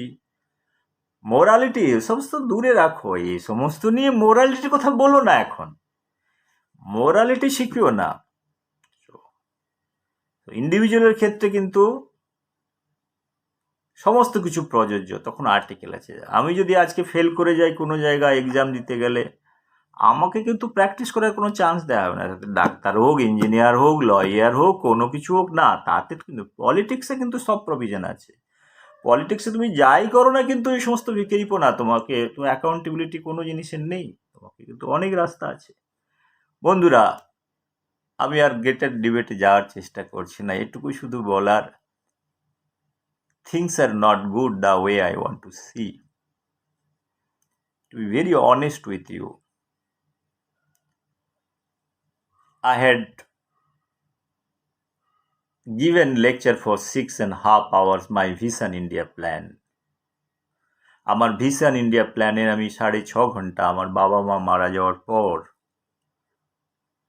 ভারতবর্ষের কিভাবে ডেভেলপমেন্ট হয়, either it is electoral process কিভাবে চেঞ্জ করা যায়, এডুকেশন সিস্টেমকে কিভাবে চেঞ্জ করা যায়, পলিটিক্যাল সিস্টেমের কোন কোন জায়গায় খারাপ জিনিসগুলো আছে সেগুলোকে এলিমিনেট করা যায়, অর লিটল কারেকশন করা যায়, সেই ইউনিফর্ম সিভিল কোড হোক, আর্টিকেল 164 হোক, ব্যাকডোর এন্ট্রি হোক, তোমার রিজার্ভেশন হোক, ইলেকশন যেন এত পয়সা খরচা করা হয় ওটাকে অটোমেটিক করা হোক, তারপরে এগ্রিকালচারাল ডিপার্টমেন্টকে কীভাবে ডেভেলপ করা যায়, সমস্ত কিছুর উপর 6.5 ঘন্টার ভিডিও করেছি। কেউ যদি ইন্টারেস্টেড হয়, if anybody is interested, go to my mind lab, MINDLAB, Dr. S. Pal, you will find all my videos. Whatever I have talked, all those things, because I love my India. I love my country because I have read something. So, if somebody is very serious to understand the society, because those are very complex things. So, to make it simplify, I made the entire video a little funnier way so that everybody can understand it. So, finally, কিছু কিছু alarming জিনিসগুলো আছে। আমি যেটা বলতে চাইছিলাম যে homeless, আমি যেটা বলেছিলাম close to 200 million homeless people are there. আমি একটা ছোট ডেটা, এতক্ষণ যে কথা বলেছি বাংলায় বলতে পারি। এখনো পর্যন্ত আজকে 25-30 বছর বেঙ্গলের বাইরে থাকার পরেও বাংলাটা ঠিক ঠিক বলতে পারছি কিনা আমি জানি না, অ্যাটলিস্ট আই ক্যান কমিউনিকেট। তো বাংলাটা ছোটবেলা ভালো বলতাম, তো সেই সুযোগে এখনো বাংলাটা বলতে পারছি, যদিও অনেকের সাথে বাংলা বলে ওঠার সুযোগ হয়ে ওঠে না এত সময় ধরে। At least I could communicate with this mobile device and my self and back side Buddha. তো আই বিলিভ বুদ্ধ আমার নিয়ে অনেক বড় মানুষ, অনেক বড় সায়েন্টিস্ট হিসাবে, অনেক ফিলোসফার হিসাবে আমি মানি। সেই হিসাবে আমি কয়েকটা ডেটা আমি প্রডিউস করছি, যেটা বহুত অ্যালার্মিং ডেটা। আমি ডেটাগুলো মিস্টেক যাতে না হয়ে যায়, আমি একটা ডেটা সিট বানিয়েছি।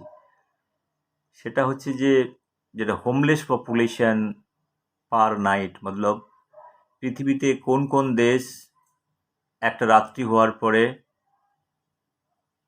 তাদের কাছে ঘর থাকে না, ঘুমোতে পারে না, তার মানে যেটা বলা হচ্ছে হোমলেস, মতলব they don't have any home to sleep. সেখানে ইজিপ্টে দেখো 12 লাখ মানুষ না ঘুমিয়ে থাকে। সেখানে ক্লোজ টু 12 জন, সেটা 10,000-এর মধ্যে সেই ডেটাটা আসছে। ইন্দোনেশিয়াতে 30 লাখ লোক রাতে না ঘুমিয়ে থাকে, যাদের কাছে হোম থাকে না, সেটা 10,000-এ 136। চায়নাতে করিব 26 লক্ষ লোক, ইনক্লুডিং এভরিবডি, যারা 2011-র ডেটা বলছে, সেখানে না ঘুমিয়ে থাকে, হোমলেস। সেখানে 10,000-এ 18। হাইতি 23 লাখ, 2010-এর ডেটা। 2329, মানে 10,000-এর মধ্যে 2329 জন না ঘুমিয়ে থাকে। ইন্ডিয়াতে করিব 18 লাখ, 17.7, ওটা 2011 সালের, 2020-এ এসে হয়তো বেশি হতে পারে। এটা প্রতি বছর এগুলো তো সার্ভে হয় না, আমি যা ডেটাগুলো অ্যাভেলেবেল ডেটা আছে সেটা দিয়েই বলছি। সেখানে 10,000-এর মধ্যে 5 জন হচ্ছে যে শেল্টারলেস, না ঘুমিয়ে থাকে। এই ডেটা তোমার বাদ বাকি যেটা হচ্ছে তোমার আমেরিকার ডেটা তোমাকে বলে দেই। আমায় হন্ডুরাসের মধ্যে তোমার 10 লাখের মধ্যে 1235 জন out of 10,000 they are homeless. জার্মানিতে 6.5 lakhs, 2019 ডেটা 6.5 লক্ষ লোক, they don't sleep at night, they do not have proper place to sleep. 3.7 close to 4 জন 10,000-এর মধ্যে total population of Germany. United states of America, the great country, very richest country in this world, कम से कम 6 লক্ষ লোক they are homeless per night. At night they do not have the proper shelter. Close to 10,000-এর মধ্যে 17 জন। So friends, those data again, close to 200 millions are homeless. 1.6 billion people are worked or living without adequate shelter. যাদের কাছে 1.6 billion, can you imagine? World total population হচ্ছে close two 7.7 to 7.8, তার মধ্যে 1.6 billion population যাদের কাছে adequate shelter নেই। এই data, তারপরে তো অনেক কিছু ডেটা আছে, ম্যাল নিউট্রিশনের ডেটা, প্রপার মেডিসিন না পেয়ে, তারপরে এখন যে করোনা আসছে, করোনার পরে মানুষের আরও আর্থিক সিচুয়েশন অনেক বেশি ডিগ্রেড করেছে। এই সময় কোনো কিছু ডেটা নেই, করোনাতে ডেথ হচ্ছে। আমি অনেক ভিডিও ব্লগ লিখেছি যে করোনা আর্টিফিশিয়াল কিনা ন্যাচারাল কিনা, আমি অনেক কিছু ভিডিও 10-12 আজ থেকে 1 বছর আগে আমার ভিডিও ওয়েবসাইটে পাবলিশ আছে। আমি পরিষ্কার বলেছি যেটা আর্টিফিশিয়াল, এগুলো ক্রিয়েটেড। সমাজের মধ্যে যেগুলো চলছে, এই যে কারা করছে কে না করছে, ব্যাপারগুলো খুব পরিষ্কার, কিন্তু কেউ মুখ ফুটে বলতে চাইছে না। এখন শুধু মেডিসিন, এ করা ও করা। আমি পরিষ্কার বলেছি কি করছে, কি করতে হবে, কি না করতে হবে। কার যদি জানার দরকার হয় ইউটিউবে গিয়ে দেখতে পারো, ওই মাইন্ড ল্যাবে বুঝতে পারবে। এগুলো সমস্ত কিছু বলা আছে। আজকে এই সমস্ত কথা বলার উদ্দেশ্য হচ্ছে, আমি আজকে আমার নিজের বাবা মাকে হারিয়েছি। অনেক সুস্থ ছিলেন বাবা মা, কোভিডে মারা গেছেন। বাবার বডি আমি পাইনি। অনেক দূরে থাকি, বডি দিচ্ছে না সরকার। জীবনের শেষ দশায় যদি বডি না দিতে পারে, বডি রাখার জন্য কি কি করতে হবে আমি সরকারের কাছে রিকোয়েস্ট করেছি। একটা ফ্রিজিংয়ের ব্যবস্থা করা, 3 দিনের পরে বডিটা দাও। কিছু একটা ইমোশনাল অ্যাটাচমেন্ট আছে। বডি মানে ডেড বডি, অনেকের কাছে ওটাকে ডেড বডি হতে পারে, আমার কাছে ওটা বাবা মার body, right? So you might be very professional, state might be very very professional. So Covid हुआ तो उसको बॉडी उठा के जला दो, कुछ कर दो, लेकिन वो मेरे लिए मेरा माँ बाप है, जन्म दिए है, জন্ম দিয়েছে, রাইট? তো বায়োলজি টুকটাক যেটুকু পড়েছি এটুকুতে জানি ভাই, 3 দিন কোনো বডিকে যদি কোভিড বডিও হয়, 3 দিন পরে ওটা ভাইরাসটা মারা যায়। 3 দিন তুমি ইলেকট্রিসিটি ফ্রিজিংয়ের চার্জটা নিয়ে নাও না। পয়সা তো অনেকের কাছে, ইমোশনাল হলে চলো ধার করেও তুমি তো ওটা দিতে পারা যায়, সেটা বড় কথা নয়। প্রথমে তো দুটো ফ্রিজ রাখো না, -20 -10। তো পলিসিতে এমন কিছু লিখে দেওয়া হলো না, তোমার হলো তো বডি লেকে চলে যাও, চুল্লা মে জ্বালা দো। এগুলো কিন্তু সমাজের মধ্যে মানসিক ভাবে অনেককে যারা বেঁচে থাকে তাতে আঘাত হানে। সরকারকে এগুলো ভেবে দেখার দরকার আছে, কারণ tomorrow it might happen to their family also. That time they will realise that what is what. One might be thinking in a very isolated way those things are natural. Whoever is speaking, they're speaking garbage and nonsense. They might be thinking in that direction. অনেকে অনেক কিছু ভাবতে পারে, কিন্তু যাদের ব্যক্তিগত ফ্যামিলিতে যাদের যে জিনিসটা হয়, আমি ভিডিওতে অনেকবার বলেছিলাম, অনেকেই যখন ব্যাপারগুলো নিয়ে সিরিয়াসলি নেয়নি, বলেছিলাম যেদিন এই ঘটনাগুলো তাদের ব্যক্তিগত ফ্যামিলির নিয়ার অ্যান্ড ডিয়ারের মধ্যে হবে, যখন উইকেট পড়বে, তখন প্যানিকিং সিচুয়েশন তৈরি হবে। They will realise that day. আজকে আমরা সাইলেন্ট, প্রোটেস্ট করছি না। আমি অনেক কথা লিখেছি যে আর্টিফিশিয়াল ভাইরাস টুমরো অন্য কিছু ভাইরাস তৈরি করতে পারে। অ্যাকাউন্টেবিলিটি, আমি যেমন নিউক্লিয়ার রিসার্চ প্রোগ্রাম নিয়ে কথা বলেছি, যেমন অনেক কিছু জিনিস হয় ওদের মধ্যে, তো তুমি আজকাল কোনো কিছু করতে গেলে তোমাকে অনেক কিছু ভেবে করতে পারে। বায়োলজিক্যাল সায়েন্সে ভাইরোলজিতে এখনও পর্যন্ত স্ট্রাকচার কিছু হচ্ছে না। চায়না বারবার ওই উহান ল্যাবে যেমন ইনিশিয়াল লেভেলে ইনভেস্টিগেশন করতে না দেওয়া, চিজগুলো এলিমিনেট করা, নেচার সায়েন্টিফিক আমেরিকান লিখে দেওয়া ন্যাচারাল ভাইরাস, এরা অনেকটা প্রভোক্ট হয়ে এই সমস্ত জিনিস করেছে বলে আমার মনে হয়, যেটা আমি 100-150 বছরের ইতিহাস দিয়ে আমি বোঝানোর চেষ্টা করেছি। First world war, second world war, gulf war, সমস্ত কিছু দিয়ে। বন্ধুরা, আমি বেশি ভিডিওতে যাচ্ছি না, এই কারণে ভিডিওগুলো লম্বা হয়ে যায়। যারা খুব ক্লোজ আছে তারা হয়তো এই ব্যাপারগুলো বোঝার, যাদের এটা অনেকটা, এটা ছোটও করা যায় না ভিডিও। এটা কোনো টিকটকের ডান্স করার তো ভিডিও নয় যে ভাই কিছু একটা করে বলে দেয়। There are lot of things has got scientific evidence. সেইগুলো করে কোলাবোরেট করতে গেলে you have to tell the story. I can't make 1 minute video and say and this bullet points.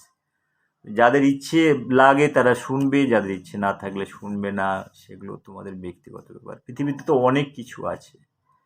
এই মায়ার সংসারে, বাংলাতে একটা কথা আছে, মায়া, মায়ার সংসারে অনেক কিছুই হয়। তো মায়ার সংসারে তুমি মানতেও পারো, না মানতে পারো, সেগুলোও তো ব্যাপার থাকে। মেনো না, শুনো না, জানো না, ইগনোর করে যাও। অনেক কিছু অনেক রকম থাকে, ইগনোর করে যাওয়া পছন্দ, না হলে ইগনোর করা যায়। আমারও যে আমি তো কই সোশ্যাল রিফর্মার নেই, তো আমিও তো বাড়িতে জায়গা আছে ঘুমানোর জন্য, তো সে ব্যবস্থা আছে। রাত্রি 3টে-3:30 সময় বসে এই সমস্ত কথাগুলো বলার অর্থ এই কারণে না, এখনো পাগলামো, অনেকে সেই জিনিসটা ভেবেছে ওর পাগলামো হয়ে গেছে, ওর পাগলামো করছে, এগুলো তা নয়। পাগলামো মতলব I feel that I am a strong nationalist, that whatever I am speaking, it has got a logical sense and this has got a meaning. One day these things will be, I am anticipating what is going to happen another 10 years, 15 years down the line. The way I have anticipated 30 years back that if there is war, it's a biological war. I have 2 poetry book written. At the age of 15, I have started to write my poetry book. I have written close to 165 or 70 poetries. 170খানা পোয়েট্রির মধ্যে 10খানা কবিতা আছে যেখানে biological war নিয়ে আমি কথা বলেছি। So ভগবান এইটুকু নৈতিক সুস্থ চিন্তা ভাবনা আমাকে অনেক আগে দিয়েছিল। 15 বছর বয়সে কবিতার লেখা, 21 বছর বয়সে কবিতা বই পাবলিশ করেছে ভারতবর্ষের কজন, বেঙ্গলের কজন, স্ট্যাটিস্টিক্স বের করে আমাকে যদি কেউ বলতে পারে আমি খুব খুশি হব। আমার সমস্ত কবিতা আমি এখন ইউটিউবে আপলোড করছি, কারো যদি ইচ্ছে থাকে দেখতে পারে, জবরদস্তি নেই। একসময় সুনীল গঙ্গোপাধ্যায়, শক্তি চট্টোপাধ্যায়, জয় গোস্বামী, সুবোধ সরকার একসঙ্গে এক জায়গায় কবিতা আসলে পাঠ করেছি। I know everybody. Then I have left at the age of 22, left poetry. I don't like to write poetry. What is there? Poetry doesn't feed you. This country doesn't recognize you if you write poetry. That poetry is going to give you sustainable life or everything. It doesn't give you anything. So what is the meaning of the writing poetry? Is nothing. সেই সুকান্ত ভট্টাচার্যের পূর্ণিমা চাঁদ যেন ঝলসানো রুটি, there is nothing.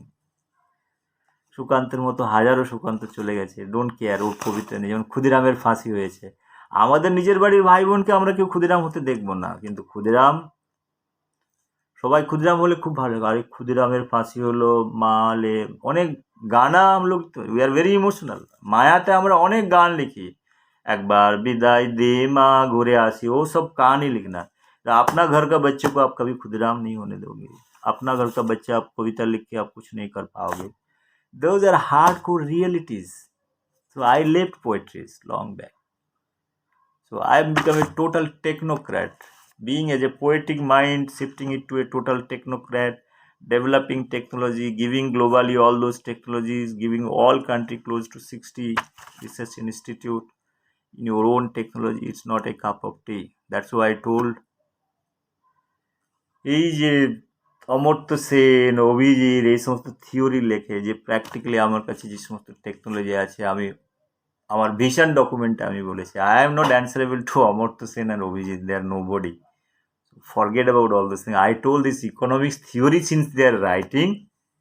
ये लोग कुछ theory लिखता है ना, थ्योरी लिखो सही तरीका से तो लिखो। अभी आर्ट्स पढ़ के कौन सा थ्योरी है? इकोनॉमिक साइंस तो साइंस भी नहीं है। थ्योरी लिख रहा है तो बराबर लिखो। साइंस स्टूडेंट को समझ में आता है थ्योरी क्या होता है, बिकॉज उसमें मैथमेटिक्स रहता है, क्लैरिटी रहता है, इक्विलिब्रियम रहता है।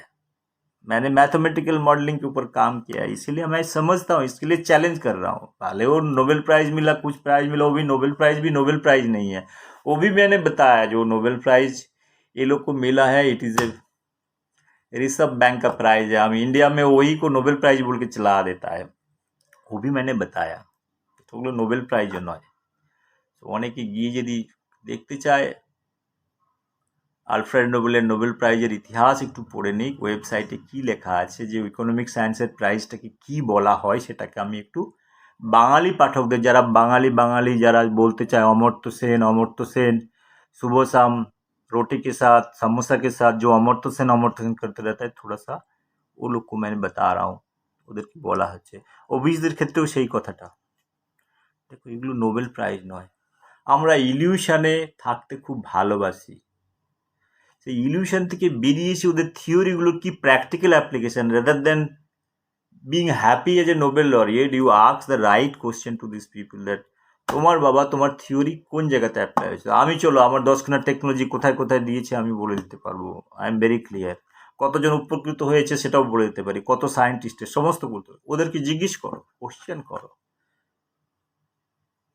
আজ থেকে অনেক মুনি ঋষিরা অনেক বলেছিল, উইজডাম আছে যেটা, question everybody, don't take things seriously. যেদিন তোমাদের বাড়িতে এই জিনিসগুলো আসবে, বাড়ির মা বাবা ভাই বোন সব করোনা নিয়ে যাবে, that day you will realise that you are losing one wicket, that day you will come and do all those things. হয়তো কথাগুলো ভালো লাগছে না, because those are hard core reality facts. Facts সত্যি খারাপ হয়, ফ্যাক্টস সত্যি খারাপ হয় এই কারণে, কারণ এর মধ্যে পিওরিটি আছে। আমি বন্ধুরা, আমি এখনো বলছি, এখন 4টে বাজে মর্নিং, বসে ভিডিও করছি, আমারও ঘুমানোর স্বপ্ন আছে। ঘুমানোর স্বপ্ন 10খানা এসি চালিয়ে ঘুমোতে পারি, সেরকম কোনো ব্যাপার নেই। কিন্তু বসে আছি, বসে ভিডিও করছি, এটুকু বলার অর্থ হচ্ছে যে when our wisdom will open up, like me, I am realizing, when others' wisdom will realize what is good and what is bad.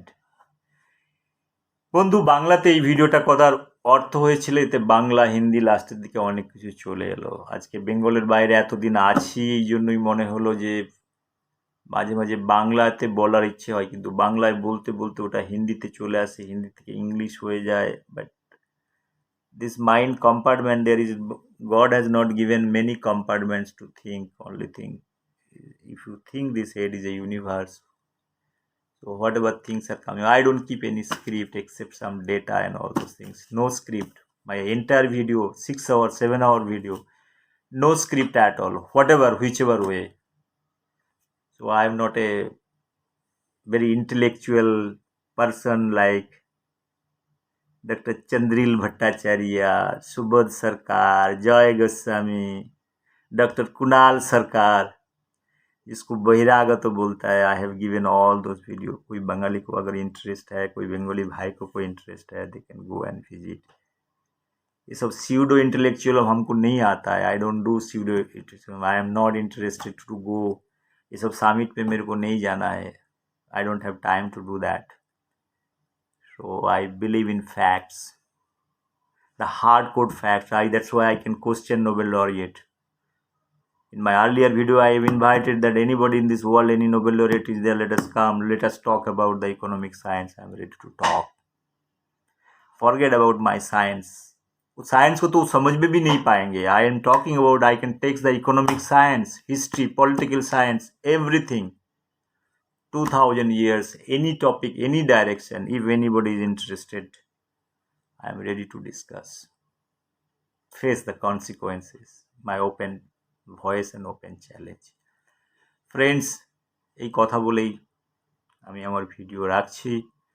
কারোর যদি ব্যক্তিগত ইন্টারেস্ট থাকে, আমার ইউটিউবের লিঙ্কে গিয়ে ভিডিওটা দেখলে ভালো লাগবে, এইটুকুই বলা।